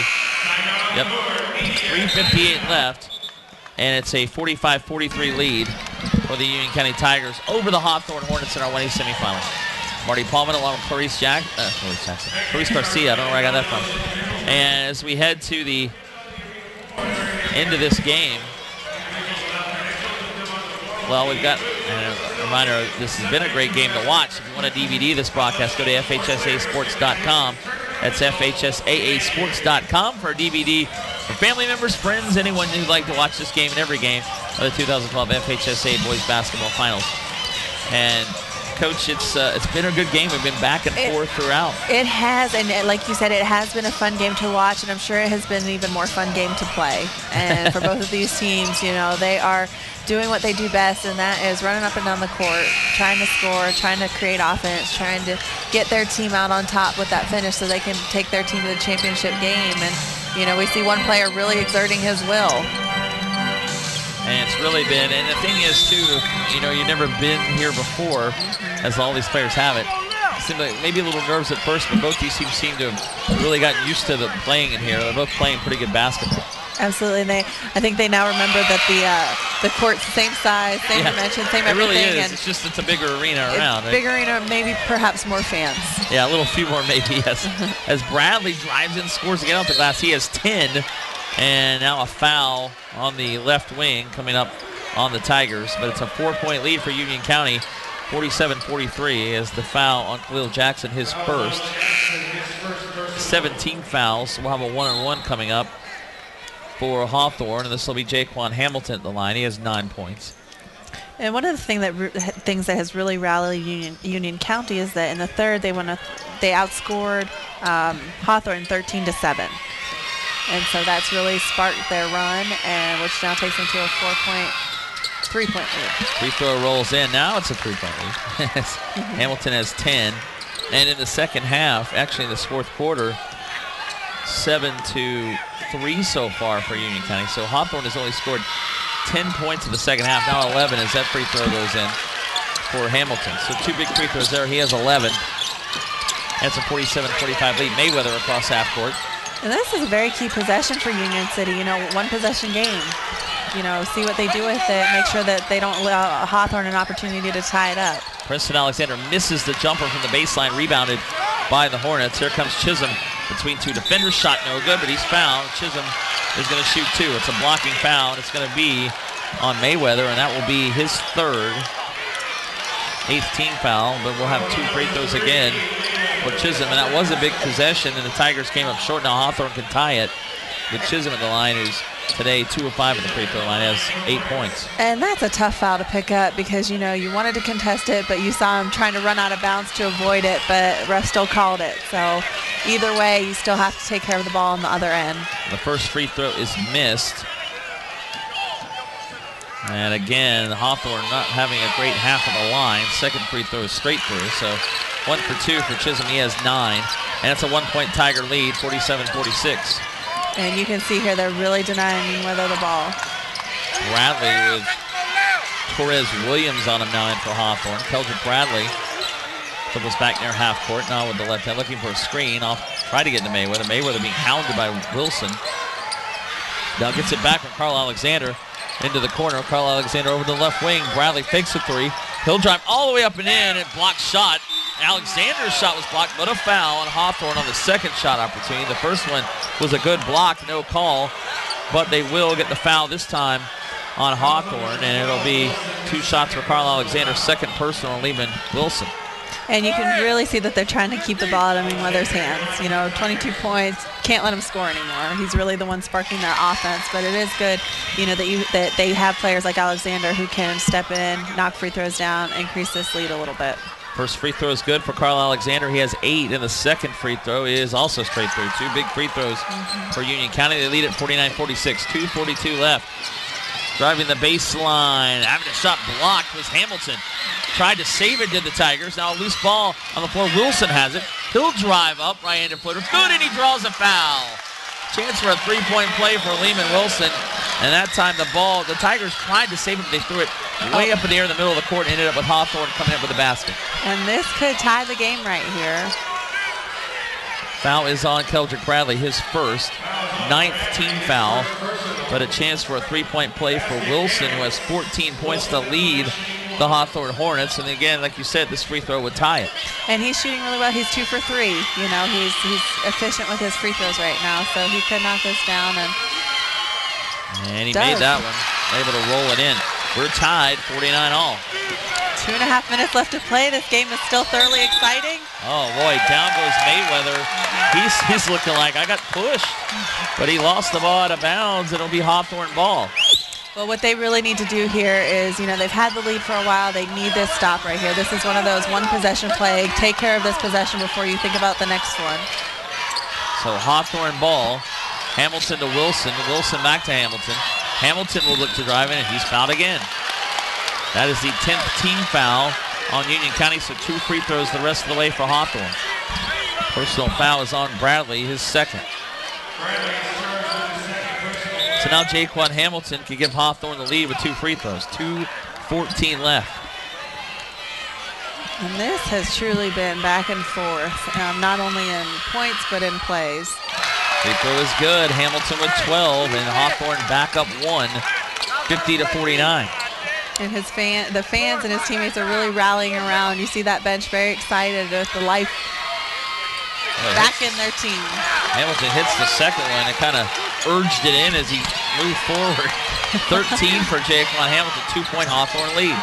They scored the last 6 points. Bradley across half court. And Bradley lost it. He picks it back up. Now we go, under 2 minutes to go with this 1A state semifinal game. Bradley back near half court. Now trying to get around Bryant, and then he's tripped up. And we'll have a 1-and-1 coming up for Keldrick Bradley as Bryant picks up his 3rd foul. 8th team foul on Hawthorne. Actually, they're going to call it on Hamilton, his second. I thought Bryant was around, so Bryant still has 2. And Bradley will shoot the 1-and-1. And he was almost an innocent bystander there, but he tripped him up, and you can't do that when the offensive player's on the move. And Bradley hits the free throw, so he is 2 for 3 at the line today, now has 11. And Union County back within a point at 51-50. And this free throw is crucial for Union City. Still plenty of timeouts. Union County has all 5. Hawthorne with 4 of their 5 remains. The free throw's no good. Bryant with a rebound as we have 1:48 left, a 1-point lead for the Hawthorne Hornets. Winner will play Chipley tomorrow morning at 10:05 a.m. for the 1A state championship. This is Hamilton left wing. And Union City still in their zone. They seem to not want to have to change their game plan and come out of it. Torres Williams, or pardon me, this is Chisholm holding, and this is Williams, pardon me, holding the ball. Mayweather now on Williams, and there's a timeout called by Greg Bowie. So Hawthorne uses it. There's plenty of time. So with 1:24 to go, they use their second. They have 3 remaining, and the Union County Tigers still have all five left with 1:24 to go in a 1-point game, which has been close throughout. 13-11 Hawthorne at the end of the first quarter. It was 34-27 at the half, but Union County cut it to a 41-40 lead at the end of the third quarter. The Tigers are led by as many as 4 here in the fourth period. The Hawthorne has edged back ahead by 1 point. Earlier today, Chipley got off to a slow start. They were down 22-10 at the end of the first quarter, but they outscored West Gaston 25-9 in the second quarter and went on to win 62-53. Chipley at 27-3 moves on to the 1A state championship game. And they got behind early, but it really helps when you have 3 players score in double figures and 1 player have a double-double. Yeah, it really does. So, 16, 12, 12, that's a lot of points, and that really helps your team out. Alex Hamilton with 16 points and 13 rebounds, also 4 assists today in the win for Chipley. 12.7 rebounds for Kobe McCrary, and 12 points for Tyrone Sharp, 3 in double figures for Chipley, who came back to win that game today against West Gaston earlier on. Right now, pass tipped out of bounds by Bradley. Nice behind the back pass by the fan over there in the first row. Right back to the referee. Too bad we can't count that as an assist. It would have been one. Nice one. All right, Hawthorne now inbounds. It's into Bryant. Bryant to the top of the key. Whoa, we got a double dribble.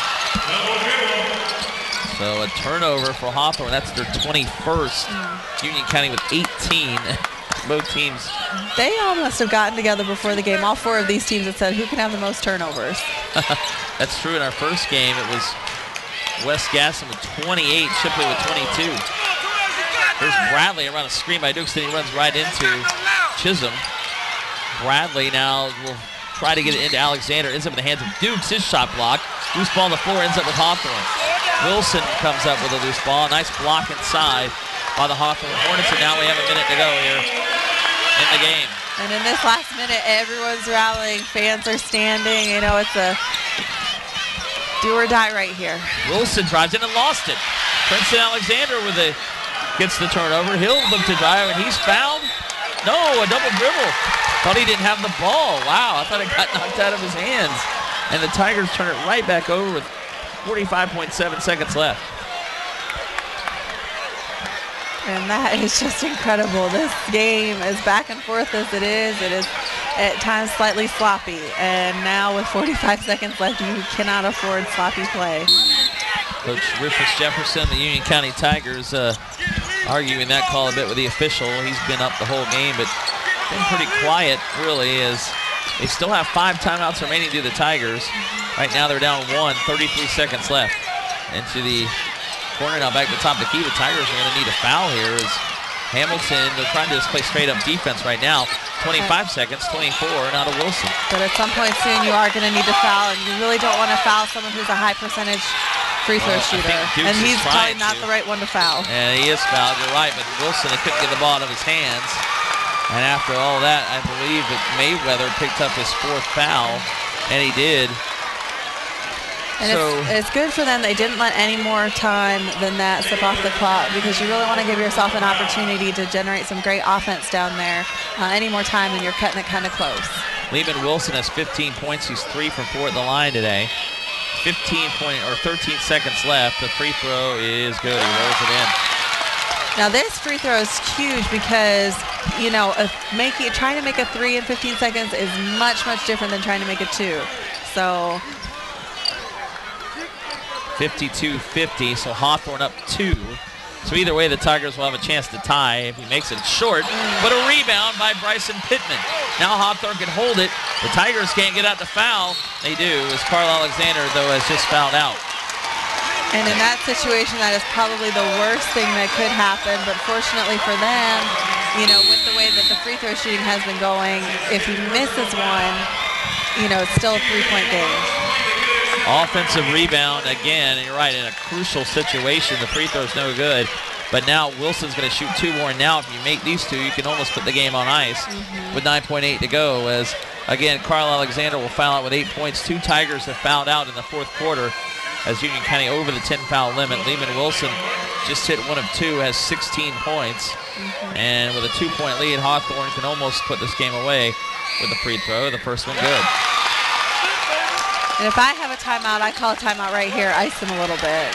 Well, and again, Union County hasn't used a timeout the entire game, but it looks like Rufus Jefferson's not going to use it. He's going to see if Wilson will hit it. And if he does, the Tigers are going to have to go score quick and then call timeout. Free throw good. So 54-50. Dukes inbounds to Bradley. Now 8-7 with 6. Bradley will drive all the way in. He'll lay it in and draw the foul. Wow. Well, they stopped the clock for him. Wow. That is exactly what you did not want to happen on defense. You cannot afford that foul here. Hawthorne picks up the foul. Bryant's 3rd. It's the 9th team foul, which doesn't matter. 4.1 seconds left. The free throw by Bradley would make it a 1-point game. And he could miss it on purpose. He does. Dukes with the rebound. Put back his block. What a foul. Oh, man. Wow, talk about offensive rebounding. I was just about to say, wow. They need to miss this free exactly, throw and do the tip-in. And they read your mind. Well, I mean, that's the obviously, I don't know why it took me so long to figure it out. It's the way to pick up the foul.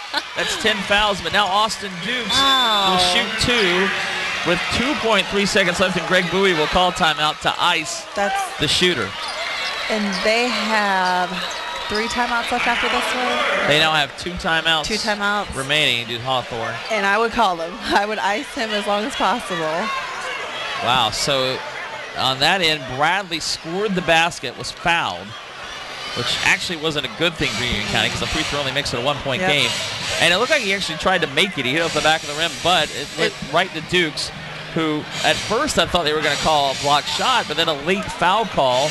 So with 2.3 to go, Austin Dukes is going to shoot 2, and if he makes them, Union County can tie it. Hawthorne can still have a chance for a last shot, but only about a little over 2 seconds to go. And he has yet to shoot a free throw in this contest, so he has 2 points. It's crazy that the game will, quote-unquote, rest on his shoulders. Yeah, it really will. Sophomore. Players live for moments like this. This is his one shining moment. Let's see what he does with it. Well, it is not quite March, but it's already March Madness here in Lakeland. 2 days away from March. First free throw, he rolled it. Wow. I don't know about you, my heart's racing a little bit. That ball went all the way around, hit the back of the backboard, and came back in. And now again, as you mentioned, Greg Bowie and Hawthorne takes another timeout. And you really need to be talking with both teams' situations here. What are you going to do if he misses it? What are you going to do if he makes it? Do we have timeouts? Whose possession is it? What's our game plan? Not only that, but if he misses it, watch the tip-in for the Tigers. You better block out. Absolutely. Because the tip-in will beat you at this point. Absolutely. Now, Hawthorne has 1 timeout remaining. Union County still has all 5 of theirs. And both teams being in the bonus, you cannot foul here. You do not want to get into a situation where someone rebounds the ball. You need to go for the jump here, no fouling, and make sure you box out. I'm sure Rufus Jefferson would rather Dukes make the free throw. And he didn't. And a loose ball on the floor. Hawthorne has it. They tie him up, and the clock runs out. Now, there might be some time on the clock. There should be some time. They shouldn't celebrate just yet. Now, but jump ball favors Hawthorne's either way. So it would be their ball, although the Tigers are trying to foul. Boy, Dukes missed that off the back of the rim. I know Austin Dukes has to be feeling a little let down. But as a player in this, you have to remember, you know, it's situations that came up to that. He did not want to lose the game for the team, but well, we're seeing what the referees have a decision to make. There's no time showing on the clock. Union County fans want to travel as Hawthorne got the loose ball. And again, they call a foul? No. Well, that's going to be on Union County. Either foul way, on Bradley. Either way, there has to be time left on the clock. Well, you're right. Now Hawthorne with 3/10, and the problem here is Hawthorne's going to shoot 2 for Union County. That is Hamilton. Union County is not going to have a chance to really get a shot off. So But there again, I was thinking there's the tip in, but Hawthorne got to the rebound that time. They did a good job of blocking out. Yep. So Hamilton, who's actually 4 for 4 at the line today, will shoot 2.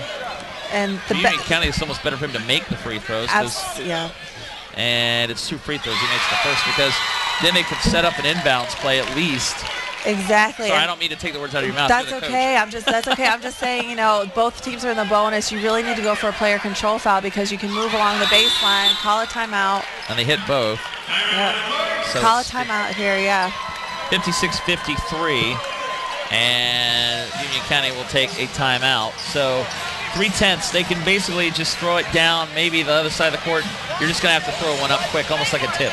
Well, yeah, one of the things, go for the player control foul. Have, if they have someone guarding the inbounds pass, you set someone up, run your player almost off a screen. It should be player control foul, shooting free throws at the other end. You make both, down 1, steal the ball, tip in. Crazy situation. It could happen, but we'll see how it unfolds here. What we will see is there'll be 3/10 of a second to go. And it's a 56-53 score in favor of Hawthorne. Good back and forth game in our 1A semifinal. The winner will play Chipley tomorrow, the 1A state championship game at 10:05 a.m. A reminder coming up later this afternoon. We'll move over to 2A at 2:30. Mike Rideout will join Coach Clarice Garcia for our first 2A semifinal game. Orlando Christian Prep, the #1 team in 2A, will take on Tallahassee FAMU, and then Kelly Neff and Will White will have the game at 4:30 between Grandview Prep and Champagnat Catholic. Long shot. Woo! Oh my goodness. That actually had the distance, but it was to the right. Oh, man, that was... Princeton Alexander threw it 3/4 of the court in front of the Hawthorne bench, and he had it kind of the distance, just missed the target. So, well, that kind of sums that up. But Hawthorne wins it. Congratulations to the Hornets there, 22-7. They'll play tomorrow for the 1A state championship as they hold off Union County 56-53. So, got a good one. And remember, a reminder to buy DVDs of this game. Go to FHSAAsports.com. It was a thriller, so if you want to add a memory of this game or any game in the FHSAA Boys Basketball Finals, again, go to FHSAAsports.com for a DVD of this broadcast. Coach? What an exciting story for them. 15-13 come in, championship game, opportunity to win that championship trophy. They were, Union season ends at 15-14. They just missed out on that, but Hawthorne will move on to play tomorrow. It was good working with you again. Great game. Thank you. Exciting game. Loved it. Love working with you. All right, our final, this 1A semifinal, Hawthorne Hornets 56, Union County Tigers 53. For the Coach Clarice Garcia, I'm Marty Paulman saying so long from Lakeland Center here on the FHSAA Network. We'll talk to you again soon in about an hour. We can get a player up here. Oh, that's good stuff. All right, perfect. Prepare a Wiley Ballard graphic. Do you want me to start the stream? Start the stream. Camera 3. Beautiful. We're coming in on 1. For more information on how your school can join the Play on School broadcast program and participate in the FHSAA network, go to FHSAAsports.com/SBP.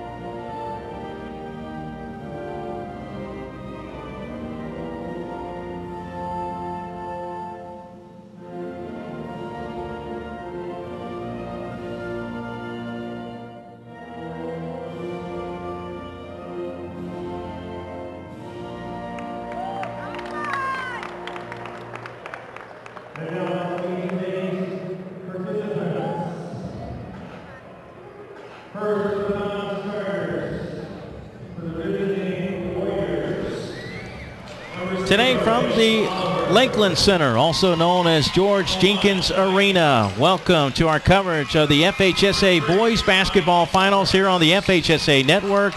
It's a Class 2A state semifinal between the Warriors of Orlando Christian and the Baby Rattlers of FAMU. Hello, everyone. I'm Mike Rideout along with Clarice Garcia, the head coach at Palm Beach Atlantic. And Coach Garcia, thanks for helping us out with the girls last week and the boys this week. Glad to have you part of the broadcast crew. Thank you. I'm so excited to be here. It changes the pace up a little bit. Well, today we're going to see the number one team, according to Source Hoops, Orlando Christian Prep. The Warriors are on a mission for another state championship. They take on the Rattlers of FAMU. And you look at the overall record for FAMU, not impressive at 16-14, but yet they were here last year, Coach Garcia. And, well, here they are now, one win away from playing for a state championship. And not quite impressive, but we saw in the last game in the Class 1A, we had a 15-13 team go on, and we'll take on the opposing team for the championship game. So any given night. We'll take a look at the starting lineups for the FAMU Baby Rattlers. And by the way, 15 wins for Union County, the least amount of wins of all the teams participating.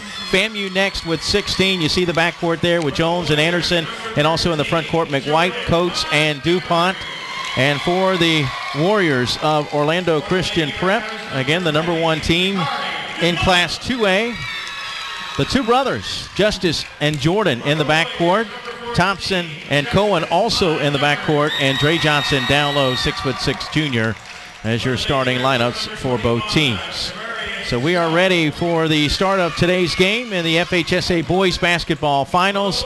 By the way, you can buy a DVD of this broadcast by visiting us online at www.fhsaasports.com. We could have the only 1-2 matchup in the state championship game if Orlando Christian Prep wins this game and number 2 Grandview Prep wins against Champagnat Catholic. But again, that's why they play the games, exactly. Right? We still have to complete this one. Both of these teams were in the Final Four last year.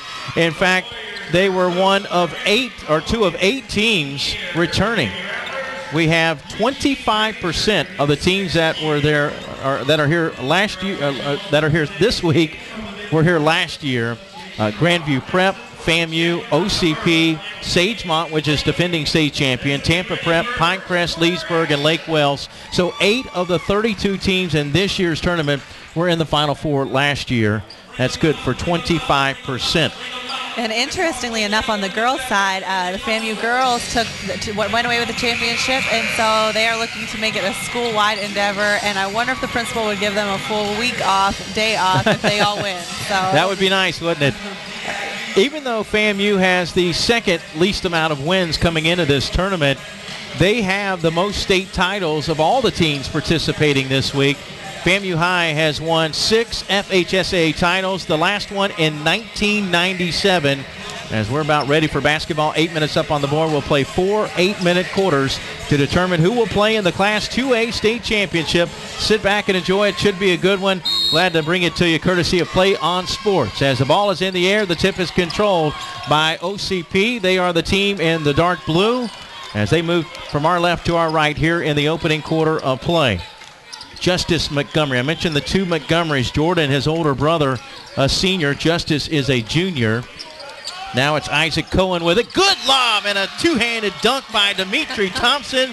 How about that for a start? That is a statement to start the game. We are going to be a presence inside, so it'll be an interesting battle to see if they can keep them from doing that repeatedly. Boy, if you weren't awake, you are now. A two-handed dunk to begin the game to give the Warriors the first lead of the ball game. FAMU in the white uniforms. That is Javaris Jones with the basketball. He's cut off. He's going to hand it off now to Carlton McWhite, a 6'2 sophomore.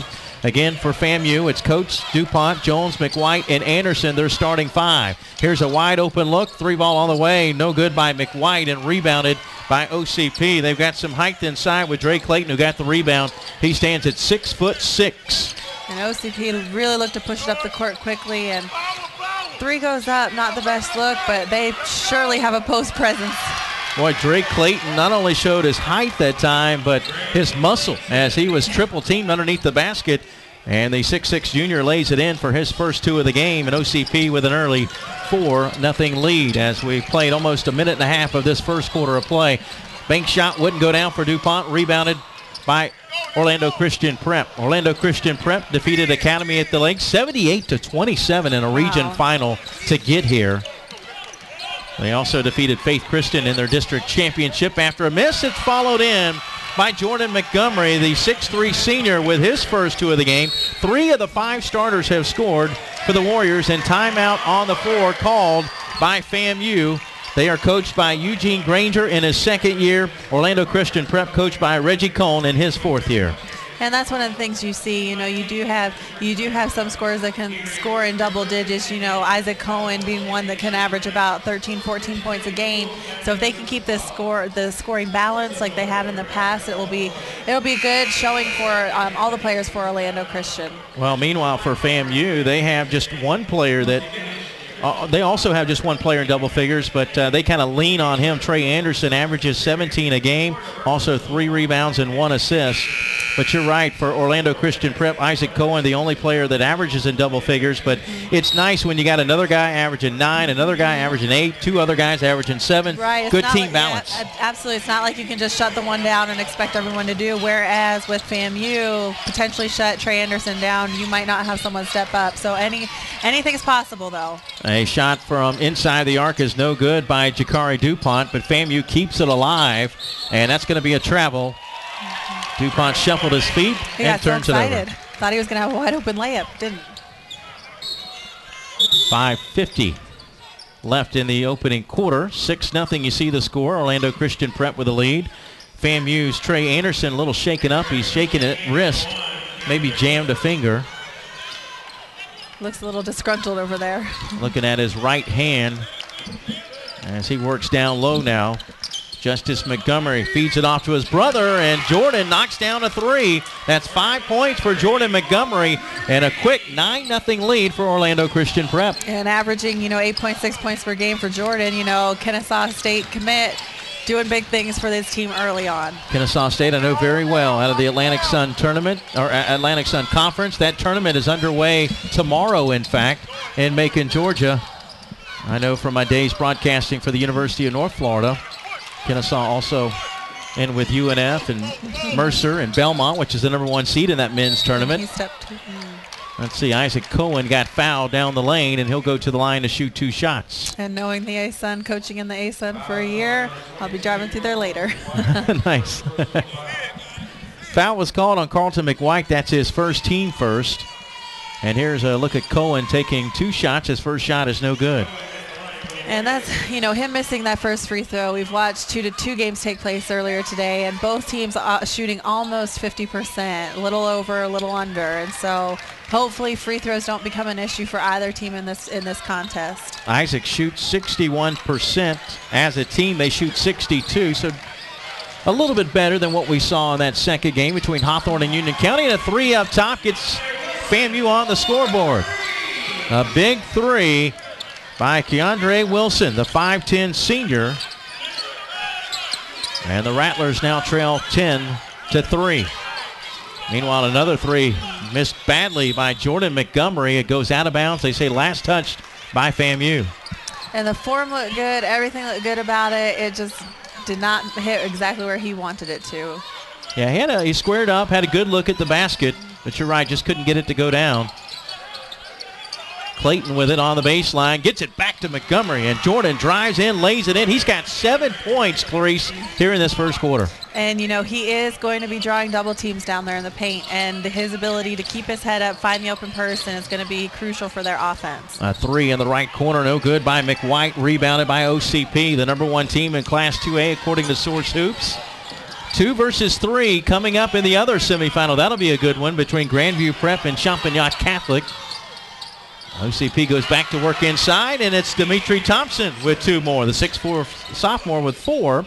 And it's an 11-point lead, double-digit lead for the Warriors. And Thompson shoots about 44%, and because he takes high percentage shots like that. I mentioned that Orlando Christian Prep is ranked #1. There's only one #1 team not here this week in the FHSA Boys Basketball Finals. That's Dr. Phillips out of Orlando in Class 8A. 7A on down, all the #1 teams are still alive, including Chipley, which won this morning. Nice finger roll. Falling away from the basket, Isaac Cohen gets his first field goal of the game. He's got 3 up and down pace, has given the Warriors a 13-point lead. Absolutely. You mentioned Dr. Phillips not making it, which is a shocker, as the girls team, ranked in the state, ranked in the country, went on and won that 8A championship, which, with the reclassifications for the Florida schools, now 1A through 8A as opposed to just 6A, it's new to everybody having 8As with the classification. And I think Dr. Phillips may be the best team in Florida regardless of classification. Yeah. I know they're at the highest level, the Class 8A, but I've seen them play. Taryn Griffey can light it up from the outside. They're a fun team to watch. Amazing shooting team, and they play well together. They have fun together. They have guards that can shoot. They have guards that can create plays. They have post presence, and those posts can step out and shoot the 15 or so jumper, and it is just a well-rounded endeavor with their program. We've reached our first media timeout, a 13-point lead for Orlando Christian Prep. Mike Rideout along with Clarice Garcia, head coach at Palm Beach Atlantic. And I would imagine there will be a lot of coaches this week on the boys' side. Oh, absolutely. There should be great talent in this state, and I know they're highly recruited, highly sought after. So Jordan Montgomery leading all scorers with 7 points. Also 4 for Dimitri Thompson. FAMU with only 1 basket. That was a 3 by Keandre Wilson, the 5'10 senior. As we look at the shooting totals, Orlando Christian Prep 7 of 11 from the floor, 63.6%. Bank shot wouldn't go for Anderson. Almost knocked out of bounds, but saved by Anderson. A little floater, good by Wilson. So he's got all 5 of their points off the bench. And speaking of 5, one of the things that's keeping Orlando at the top of this game right now is their assisted turnover. 5 assists, 0 turnovers. Most college teams would love that kind of ratio. They were just 1 of 7 from the floor before he made that shot. Still a double-digit lead for Orlando Christian Prep here in the Class 2A state semifinals. from George Jenkins Arena, also known as the Lakeland Center, the site of the FHSAA Boys Basketball Finals. And Orlando Christian Prep is really going to make FAMU work. They're trying to get them, they're trying to penetrate, trying to attack. That zone is going to hopefully be broken at some point in their mind. From the left elbow, 15-footer, good by Jakari DuPont. 6'3" junior with his first 2 of the game, and it's back to single digits. OCP comes right back, draws the foul. Count the basket for Isaac Cohen. He'll go to the line for a 3-point play the old school way. And he just has such a high basketball IQ. You know, very, very skilled offensive set. Calvin Coates will pick up the personal. That's his first. The senior now will shoot 1 shot.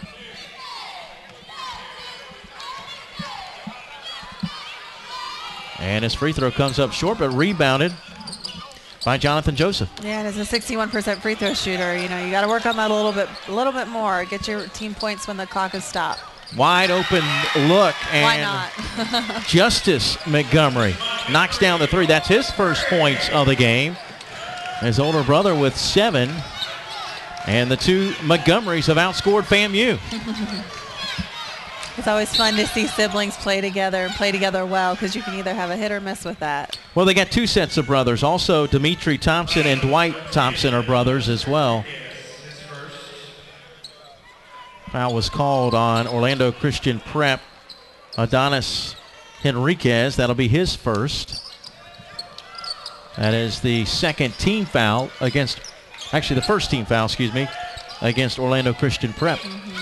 And OCP is doing a very good job of extending their offense, keeping them off the 3-point line, because right now they're really out of scoring position with the ball that far out. And they're playing man-to-man defense. They almost get the steal. Good look inside, but DuPont missed the layup. Great look from Wilson.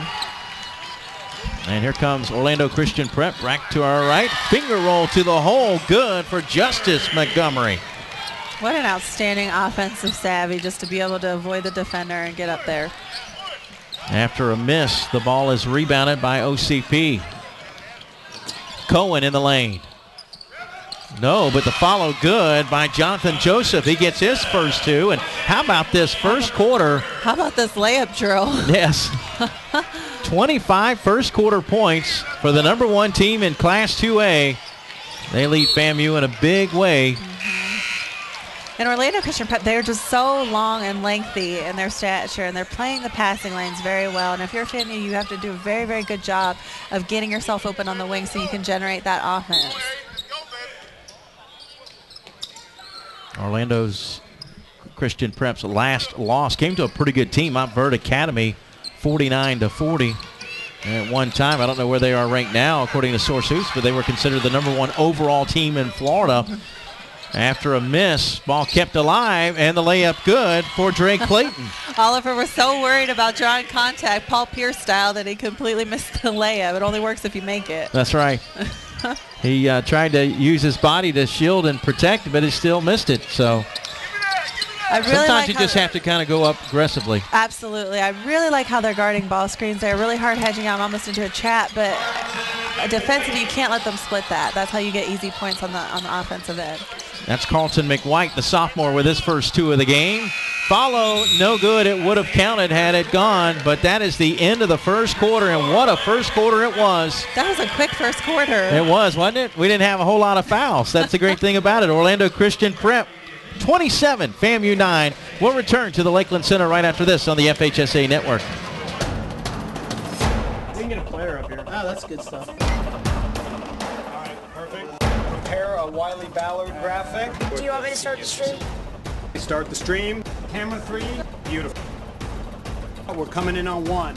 For more information on how your school can join the Play on School broadcast program and participate in the FHSAA network, go to FHSAAsport.com/SBP. Well, we talked about the good balance of this Orlando Christian Prep team, the fact that they only have 1 player averaging in double figures. That's Isaac Cohen. Cohen had 5, but so did Justice Montgomery. Jordan Montgomery had 7. Dimitri Thompson had 4. Drake Clayton had 4. And Clarice, 27 first quarter points for Orlando Christian Prep. That is quite the mountain to climb if you're FAMU. And it can be done. One of the things that they really have to do is do a much better job of protecting the ball. You know, they've been forced into 3 turnovers at this point, whereas Orlando Christian, you know, 6 assists, 0 turnovers. But the key has been rebounding, being out rebounded 13-3. That's going to be tough, especially when it gives them second chance opportunities. And of those 13 rebounds, 7 on the offensive glass for Orlando Christian Prep. FAMU going to work. The shot in the paint, good. And as you can see, they can generate good offense. They just have to be patient with it and understand that they're going up against players that have very long arms and they're very athletic. First 2 of the game for the sophomore Trey Anderson. This is a pretty young team. FAMU with about only 4 seniors on the team as OCP strikes again. What a great shot by Drake Clayton. One of the things we say about that is it's the worst shot in basketball when your foot's on the 3, but that's okay. Points are points at this point. He's got 6. Ball stolen away. Oliver with it. Alley-oop. And the tap no good, but a second tap does go in for Drake Clayton. He's quickly got 8, all 4 points for Orlando Christian Prep here in the second quarter. And with the height out here, you know, it is going to be hard for FAMU to get rebounds, but if you fundamentally box out and drive that player backwards, you know, you can get that rebound and get over the back calls. That's a 3 if it goes, but it comes up short for McWhite, rebounded by Orlando Christian Prep. 1 and done for the Baby Rattlers. Cross-court pass coming right over here towards us. Well, I've already caught 2 basketballs in each of the games, so I can handle the balls coming over, but not the players coming over the table. We had a player come over recently, and oh wow, yeah, it's tough to save your gear, let alone save yourself. And the player. Oh. Jakari DuPont picks up the personal. That's his first, team third. And at the foul line, Drake Clayton shooting 2 shots. 8 first half points for the 6'6" junior as he knocks down the first free throw. And in Class 1A, you know, we saw a very much guard-oriented play, not really true post presence, and so it's good to see a post presence that draws a different sort of game and a different sort of offense for this team. Clayton shoots 65%. He hits 1 of 2. Rebounded by FAMU. Well, they're down big, but at this point, and I thought it was a great analysis last week. One of our color commentators told me, don't think about the deficit in numbers, in possession, points. Think about it in number of baskets. Yeah, that's how I tell my players. It's not what we do by points possession, so that you know, because when you look at it right now, it's double digits. You have to overcome a double-digit deficit. But when you look at it in possessions, you know, okay, 3 possession game, 4 possession game, that's trips down the court, and that's much easier to grasp mentally. Foul was called on Jordan Montgomery. That's his first. This is Trey Anderson at the line for FAMU, and a free throw gives him 3 on the day. And, you know, shooting for FAMU, shooting 4 for 12 from the field goal.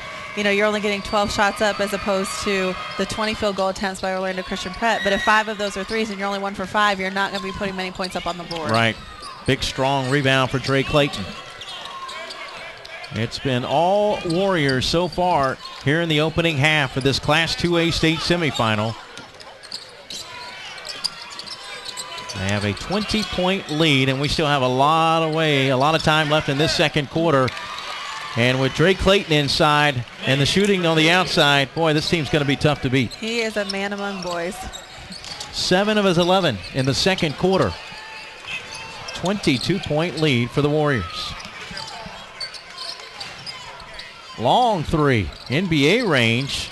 Wilson maybe forced one up. Rebounded again by Clayton. He could finish with a double-double. And with no shot clock, you don't really want to have to force a contested shot, especially when you're not scoring well.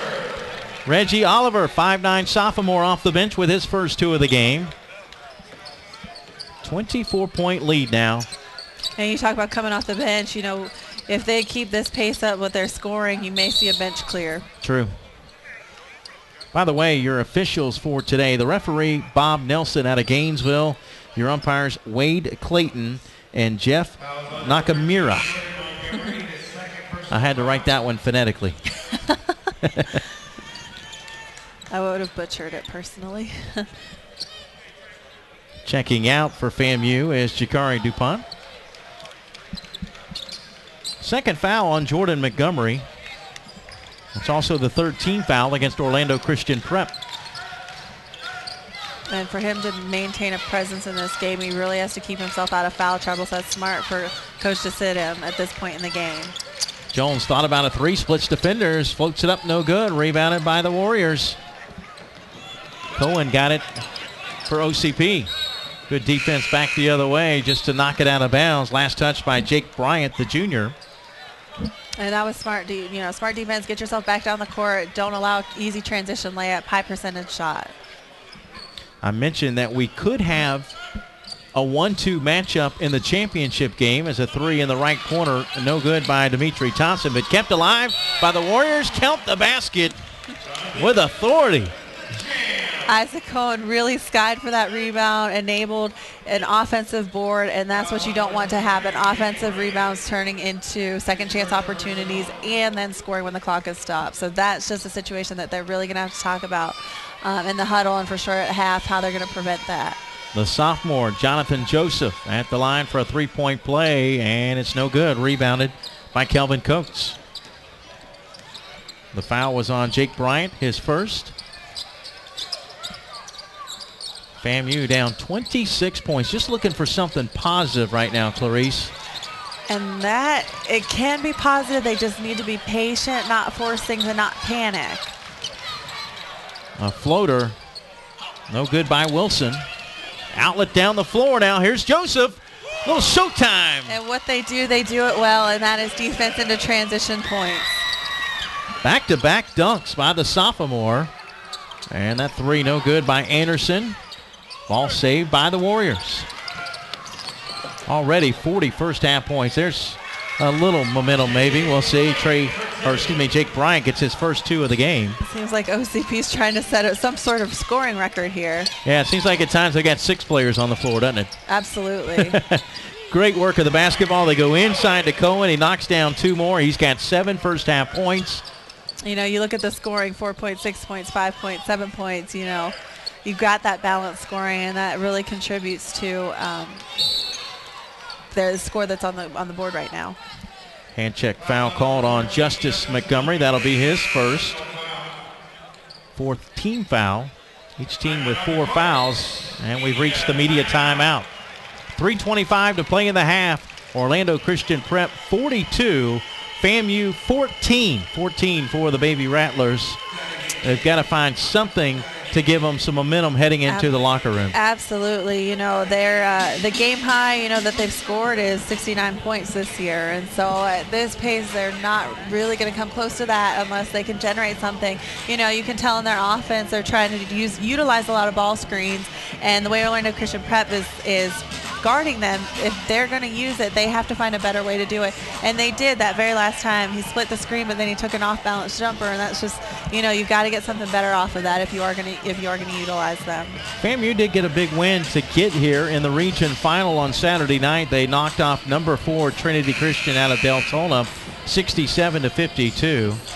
And I started talking about this, and I'll finish my thought now. I mentioned that we have only one potential 1-2 matchup in a championship game. That, if it happens, would be in this classification. OCP is ranked number 1. Grandview Prep is ranked number 2. They play against number 3 Champagnat Catholic. There is another 1-2 matchup this week, but it's in the semifinals. In 4A, number 1 Lake Highland Prep of Orlando will play number 2 Godby of Tallahassee. Orlando Christian Prep shooting lights out, 63% from the floor, 19 of 30. A lot of them coming on shots in the paint, easy baskets, lay-ins, dunks. FAMU going to try and settle for a 3. It's an air ball. Absolutely, and they're being forced to shoot outside. They are 1 for 8 from the 3-point line. And a rebound foul called, I think, on FAMU. It should be. It looked like he grabbed his arm there a little bit, so it'll stay OCP ball. It'll be the second on Calvin Coates. Warriors go back inside. Cohen on the assist from Joseph. 9 points for Isaac Cohen. And that's just impressive. He just has such good savvy to know where the ball is, knack for reading cuts, knack for getting himself open, moves really well without the ball. Jones cut off. 3-ball missed badly by McWhite, rebounded by Orlando Christian Prep. They're running away with it here in Lakeland. Cohen got his own rebound, got it back again, has his shot blocked, but guess who's there? That's Drake Clayton to lay it in for 2 more. Well, before that multi-rebound situation, you know, they're out-rebounding them 22-5, and wow. That's just, you know, one of the problems with it is that FAMU is forcing a lot of shots. So as the teammates, you know, you're not really prepared to rebound because in the offense you don't know when the ball's going to go up. So you're not in a rebounding situation. Isaac Cohen picks up his first foul. 13 now for Drake Clayton after that last lay-in. 32-point lead for Orlando Christian Prep here in the first half. And they average 64 points a game, and already they have 46. Wow. So they are quite on their way to maybe even a 100-point game. Well, they're almost halfway to the century mark. Something tells me they may call off the Dogs, though, in the second half. Follow-away shot, an air ball by Jones. Here's Clayton with it. Good pass. It does go off the knees, but good idea to find his teammate Joseph. Now a 3 from up top. Good. Well, they said we don't need it to. We'll just take a 3. Oh, man. Adonis Enriquez. And he is up there in threes, but, you know, Isaac Cohen for sure is their three-point shooter. Takes the most of their threes, but, hey, why not? Add some while you're hot. After a miss, ball fake by Wilson, but he still has his shot blocked by Clayton. A little over a minute left until halftime. And if FAMU really feeling the effects of this pressure defense, and you know, having a point guard that's not utilizing the screens well is tough, but luckily for them, they were able to recover, get an easy 2. They really need to stop this momentum before the half. I mean, and what do you do, Clarice? That basket by McWhite gives him 4. Orlando Christian Prep, you know, attacking the basket offensively, playing great defense too. You know, I would say zone them, but they're just that good of three-point shooters. You know, one of the things that would be crucial is fronting the post with help, ball pressure, you know, getting them off the three-point line. Couple of misses. Oh. They lay in good by Clayton, and he gets fouled. Little tussle down there on the floor, on the ground between a FAMU player and Orlando Christian Prep. Didn't know if they were going to stand up throwing. Too many offensive rebounds, though.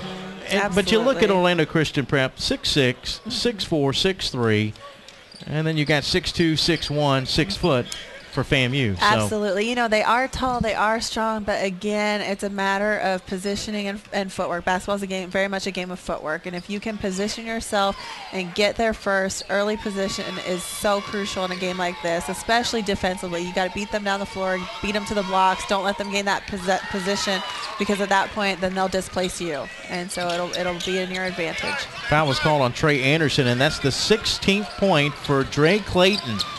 52-16. Don't adjust your set. That is the correct score. Wow, what a first half for the #1 team in Class 2A, and a 3-ball good.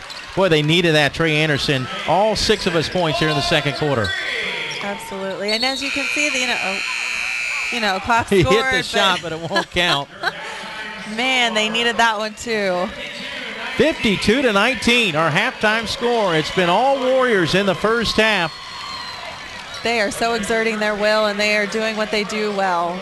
We'll take a break. We'll come back with a couple of minutes before the start of the second half. We'll recap the scoring from the first half and also talk about the rest of the day. 6 games on tap.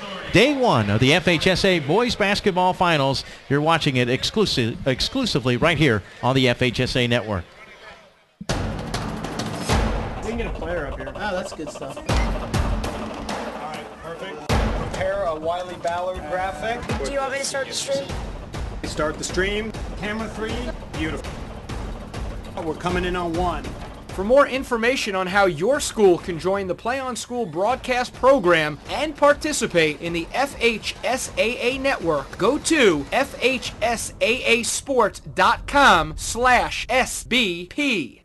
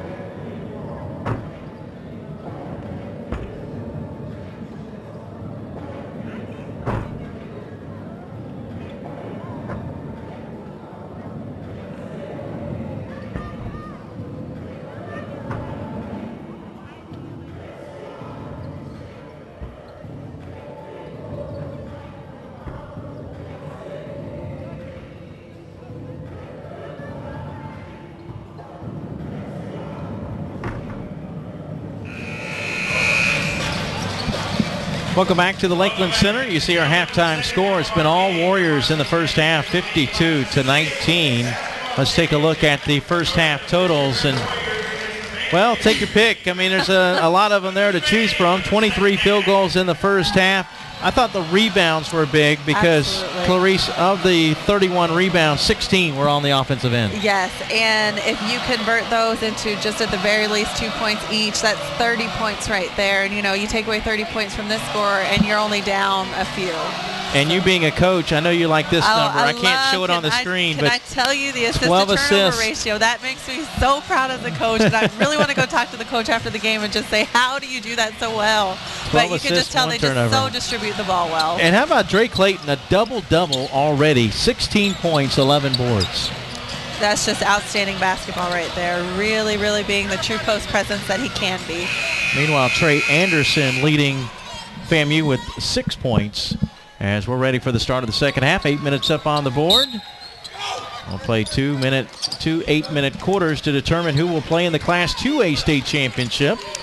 And if it's anything like the first two, it's going to go quickly. This was a very, very fast first half. We like that, though. After a miss, follow shot no good, but a foul called. And that will put OCP at the line to shoot 2 shots. And I can only imagine Coach Granger talking at halftime about the rebounding situation and taking entirely too many outside shots. They're very much catering to the three-point shot. And when you're only shooting 20%, it's not going to get you many points on the board. Right. But again, their shot selection attributed to the poor shooting, as the free throw is good by Jordan Montgomery. That gives him 8. I would like to see FAMU do more attacking the basket instead of settling for those long outside shots. Absolutely. And against a team like OCP, they are long, they do contain well, but you still can penetrate and attack and draw fouls. 54-19.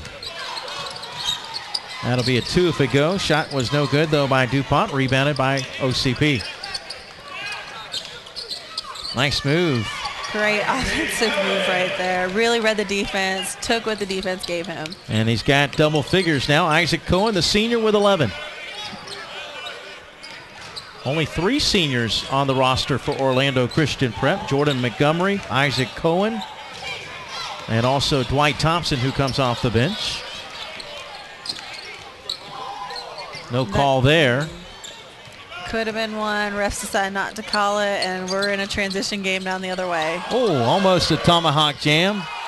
Cohen with a miss, but rebounded by Dimitri Thompson. And this is a perfect example if they score here. Oh. Cohen tried to get a reverse layup, but it slipped out of his hands. Being able to provide your team with another opportunity to score becomes a problem when you're down by this many. And being able to control the boards, which we understand is hard in this when you've got, 6'6", 6 everything, height-wise, height advantage. It's hard to do that. Just wondering, who is going to be that star of the tournament? Over the course of the last few years, Brandon Knight has been here. Austin Rivers has been here. Who is doing very, very well at Duke. Duke. Obviously hit a pretty big shot this year, too. With range, it was thoroughly impressive. Yeah, but, this year, I'm not sure we have those type of players. Boy, big-time block there. That was Jonathan Joseph with a block. Ball goes out of bounds, back to FAMU. But we may be seeing one of those here today in Drake Clayton. He's only a junior. Yep. I mentioned he had a double-double at the half. And I know he has to be being heavily recruited. Now's the time, your junior year. This is when colleges are really trying to figure out, hey, are we going to offer? What are you doing out there? How can you help us? And from the looks of it, if I were a college coach on the men's side, I would recruit him. I know that much. Clarice, I don't know if we had this last week, but we've got it this week. Our first time that I can remember having it, we have a running clock. Oh, we were actually just we thought it was a quick first half. It may be an even quicker second half. We were definitely talking about that last week, seeing if they really, in fact, did institute the mercy rule, and in fact, they do. You almost feel bad for them because you think maybe if they didn't, they might have an opportunity, but yeah. course, it may be even a good thing. It is to their mercy. They may have been waving the white flag in the first half. Or white jerseys. Dwight Thompson got knocked to the floor, but he got fouled. Quite the hard foul there.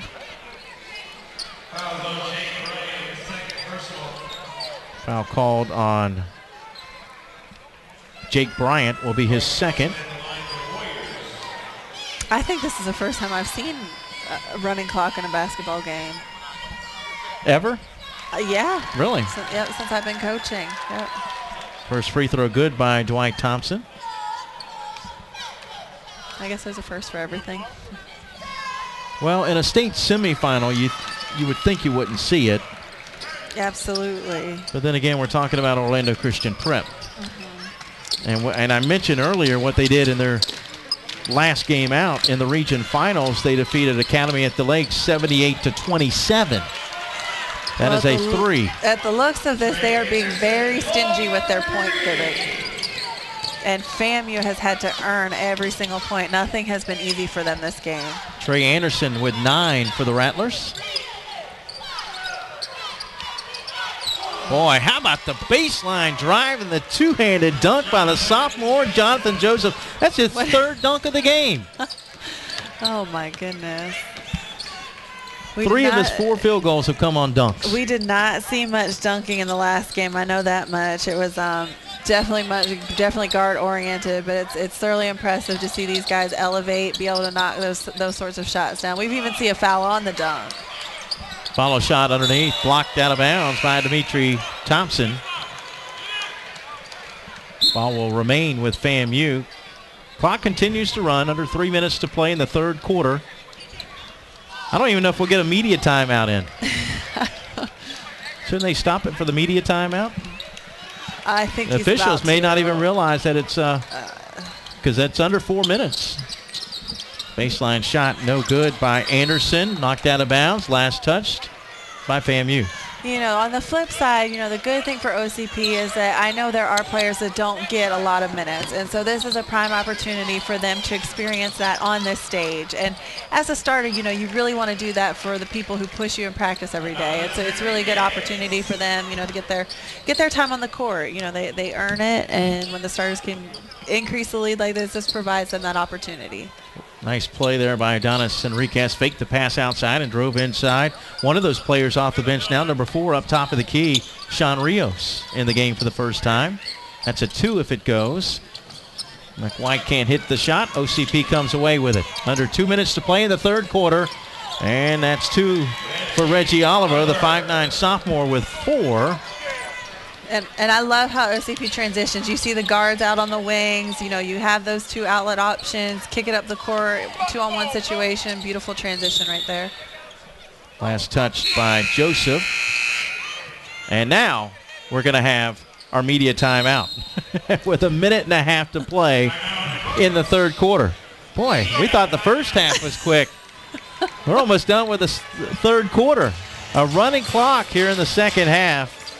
It's been all Orlando Christian Prep in this one.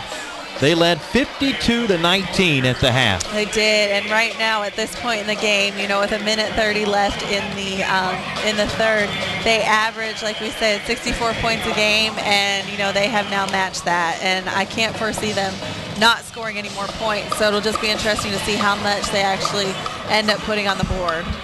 Orlando Christian Prep and FAMU were both here last year. Both reached the Final Four. FAMU lost to Grandview Prep. Grandview Prep is back. They will play in the next 2A semifinal.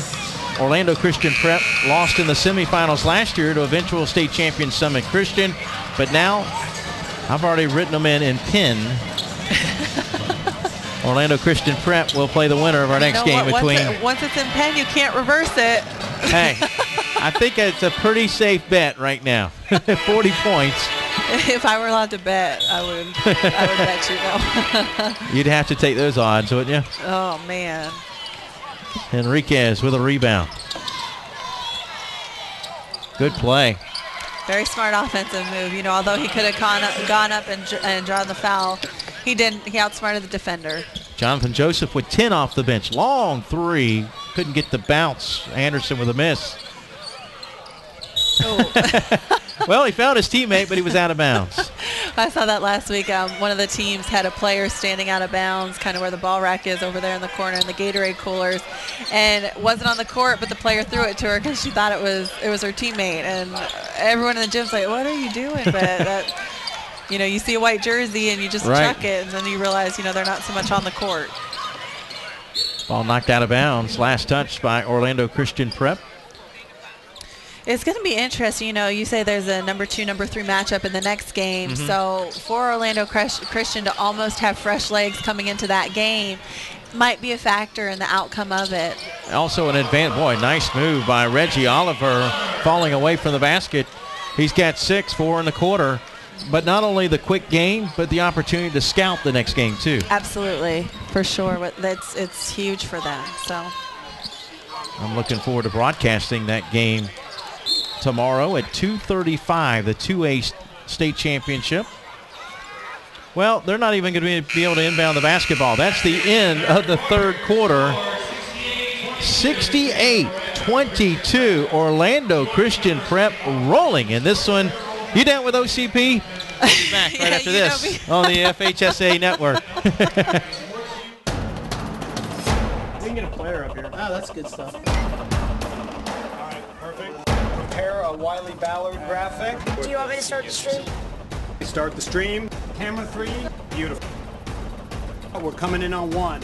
For more information on how your school can join the Play on School broadcast program and participate in the FHSAA network, go to FHSAAsports.com/SBP. No points. Mike Rideout along with Clarice Garcia back here at the Lakeland Center. You see the score? Yes, all Warriors in this one. They led 27-9 at the end of the first quarter, 52-19 at the end of 2.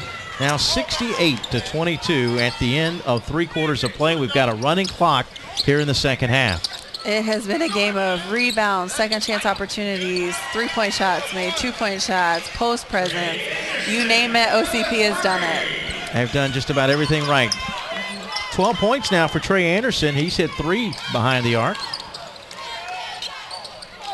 Oliver with a miss. Another rebound for the Warriors. The stick back and a foul. Justin Jack off the bench with his first 2 of the game. And it is consistent. You know, the players sitting on the bench have now come in and been like, hey, you know, we're going to be able to rebound the basketball if we pursue it, if we go after it and get the and one, score one. Well, the clock was stopped, but, you know, we're running clock now and not have that opportunity. So. Well, with a running clock, they might be hard-pressed to reach 100. Yeah, absolutely.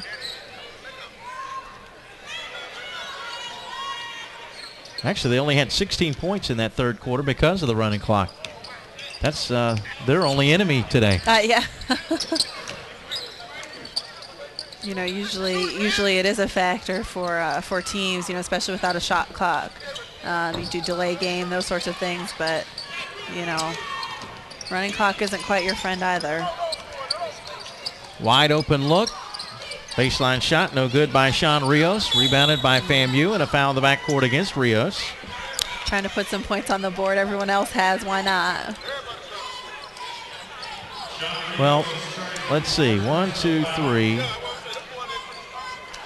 10 players have scored today for the Warriors, compared to 5 for the Baby Rattlers. And that has been the difference. You know, we talked about it beforehand. You know, they do have a score, you know, double digits, about 13, 14 a game.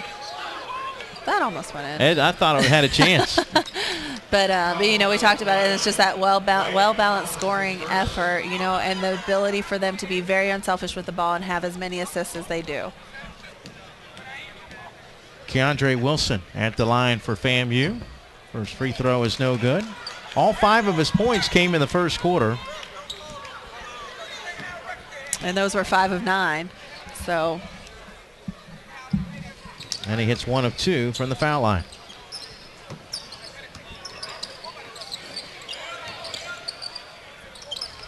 A big, big lead for number 1. FAMU with a steal. That was a good steal. Oh. That was probably the worst pass we've seen all game long by Orlando Christian Prep. I think maybe he felt bad. I don't know.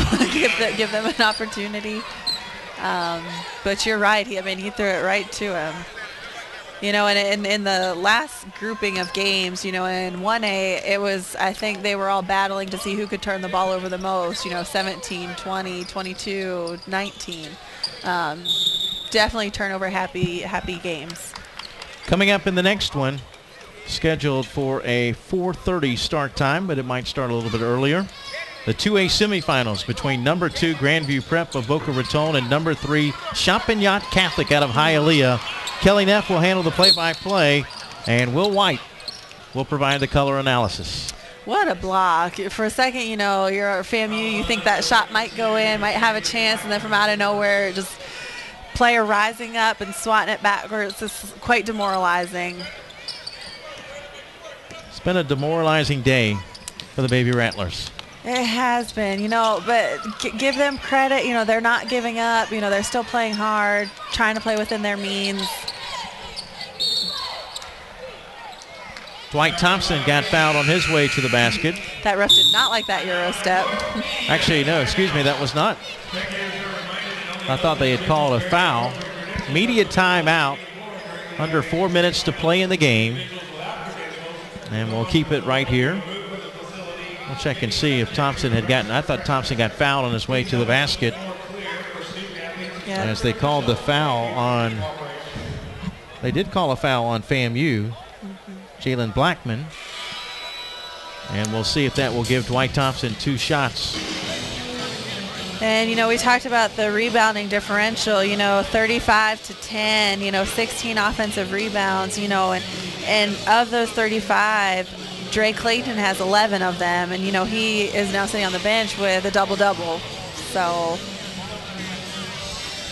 yeah, his day was done at the end of the first half. Absolutely. He did his work. He came to work, and he did, and now he can rest up for what will be an interesting matchup between the winner of Grandview Prep and Chaminade Catholic. That'll be a good one. That one's coming up next right here on the FHSAA Network. You can watch all the games live, and we've got a bunch of them left. As I mentioned, 6 games on tap today. This is the 3rd game of the day.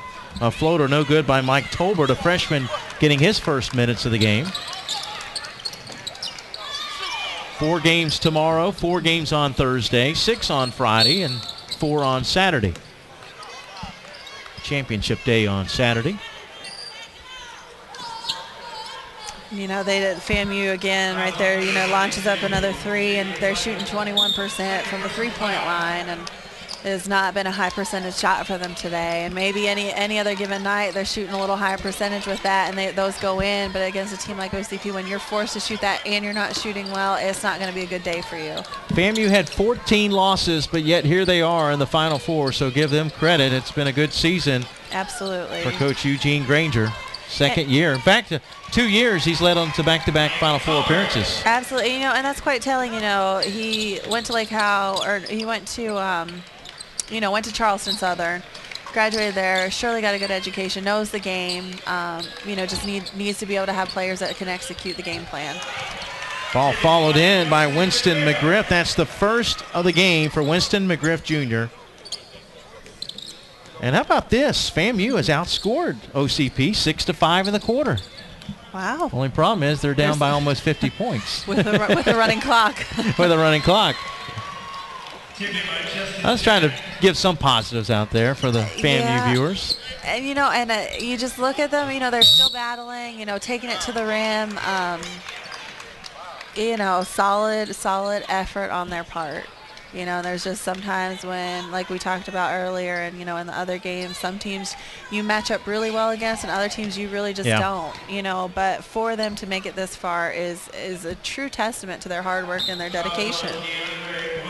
And I think that's what makes it tough just to get to Lakeland. Yes. The matchups. And let me make a point with that, because Union County came in with 15 wins, the least of any team here. They had to beat a Chiefland team that only had 3 losses. Chiefland finished with 4 losses this year.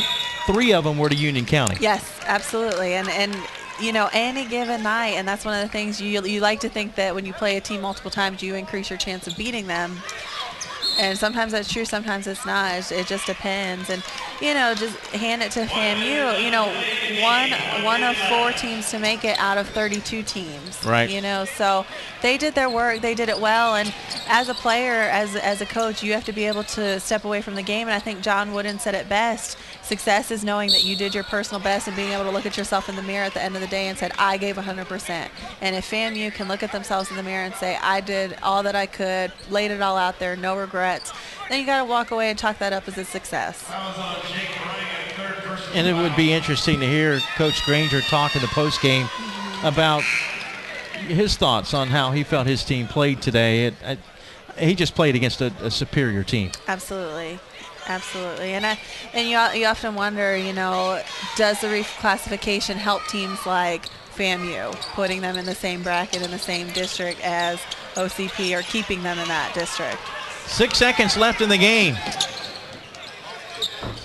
As that 3 wouldn't go down for Jones, and that'll do it. Well, I hope our viewers didn't step away for a few minutes to get something to eat, because when they come back, the game's already over. Wow. If that popcorn took too long to pop, you missed it. Final score, Orlando Christian Prep 75, FAMU 30. And in a valiant effort, FAMU just couldn't come away with it. If you would like to put on a teaching clinic, buy one of our CD or DVDs of today's game, because OCP did certainly that today. Go to FHSAsports.com. They had 52 points at the half. We have a running clock in the second half, and OCP cruises to the 75-30 win over FAMU. This has been a production of Play On Sports.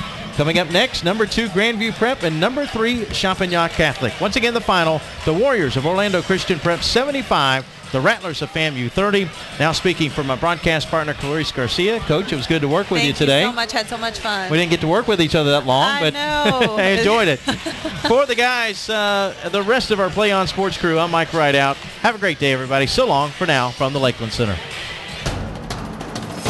We can get a player up here. Oh, that's good stuff. All right, perfect. Prepare a Wiley Ballard graphic. Do you want me to start the stream? Start the stream. Camera 3. Beautiful. We're coming in on 1. For more information on how your school can join the Play On School broadcast program and participate in the FHSAA network, go to FHSAAsports.com/SBP.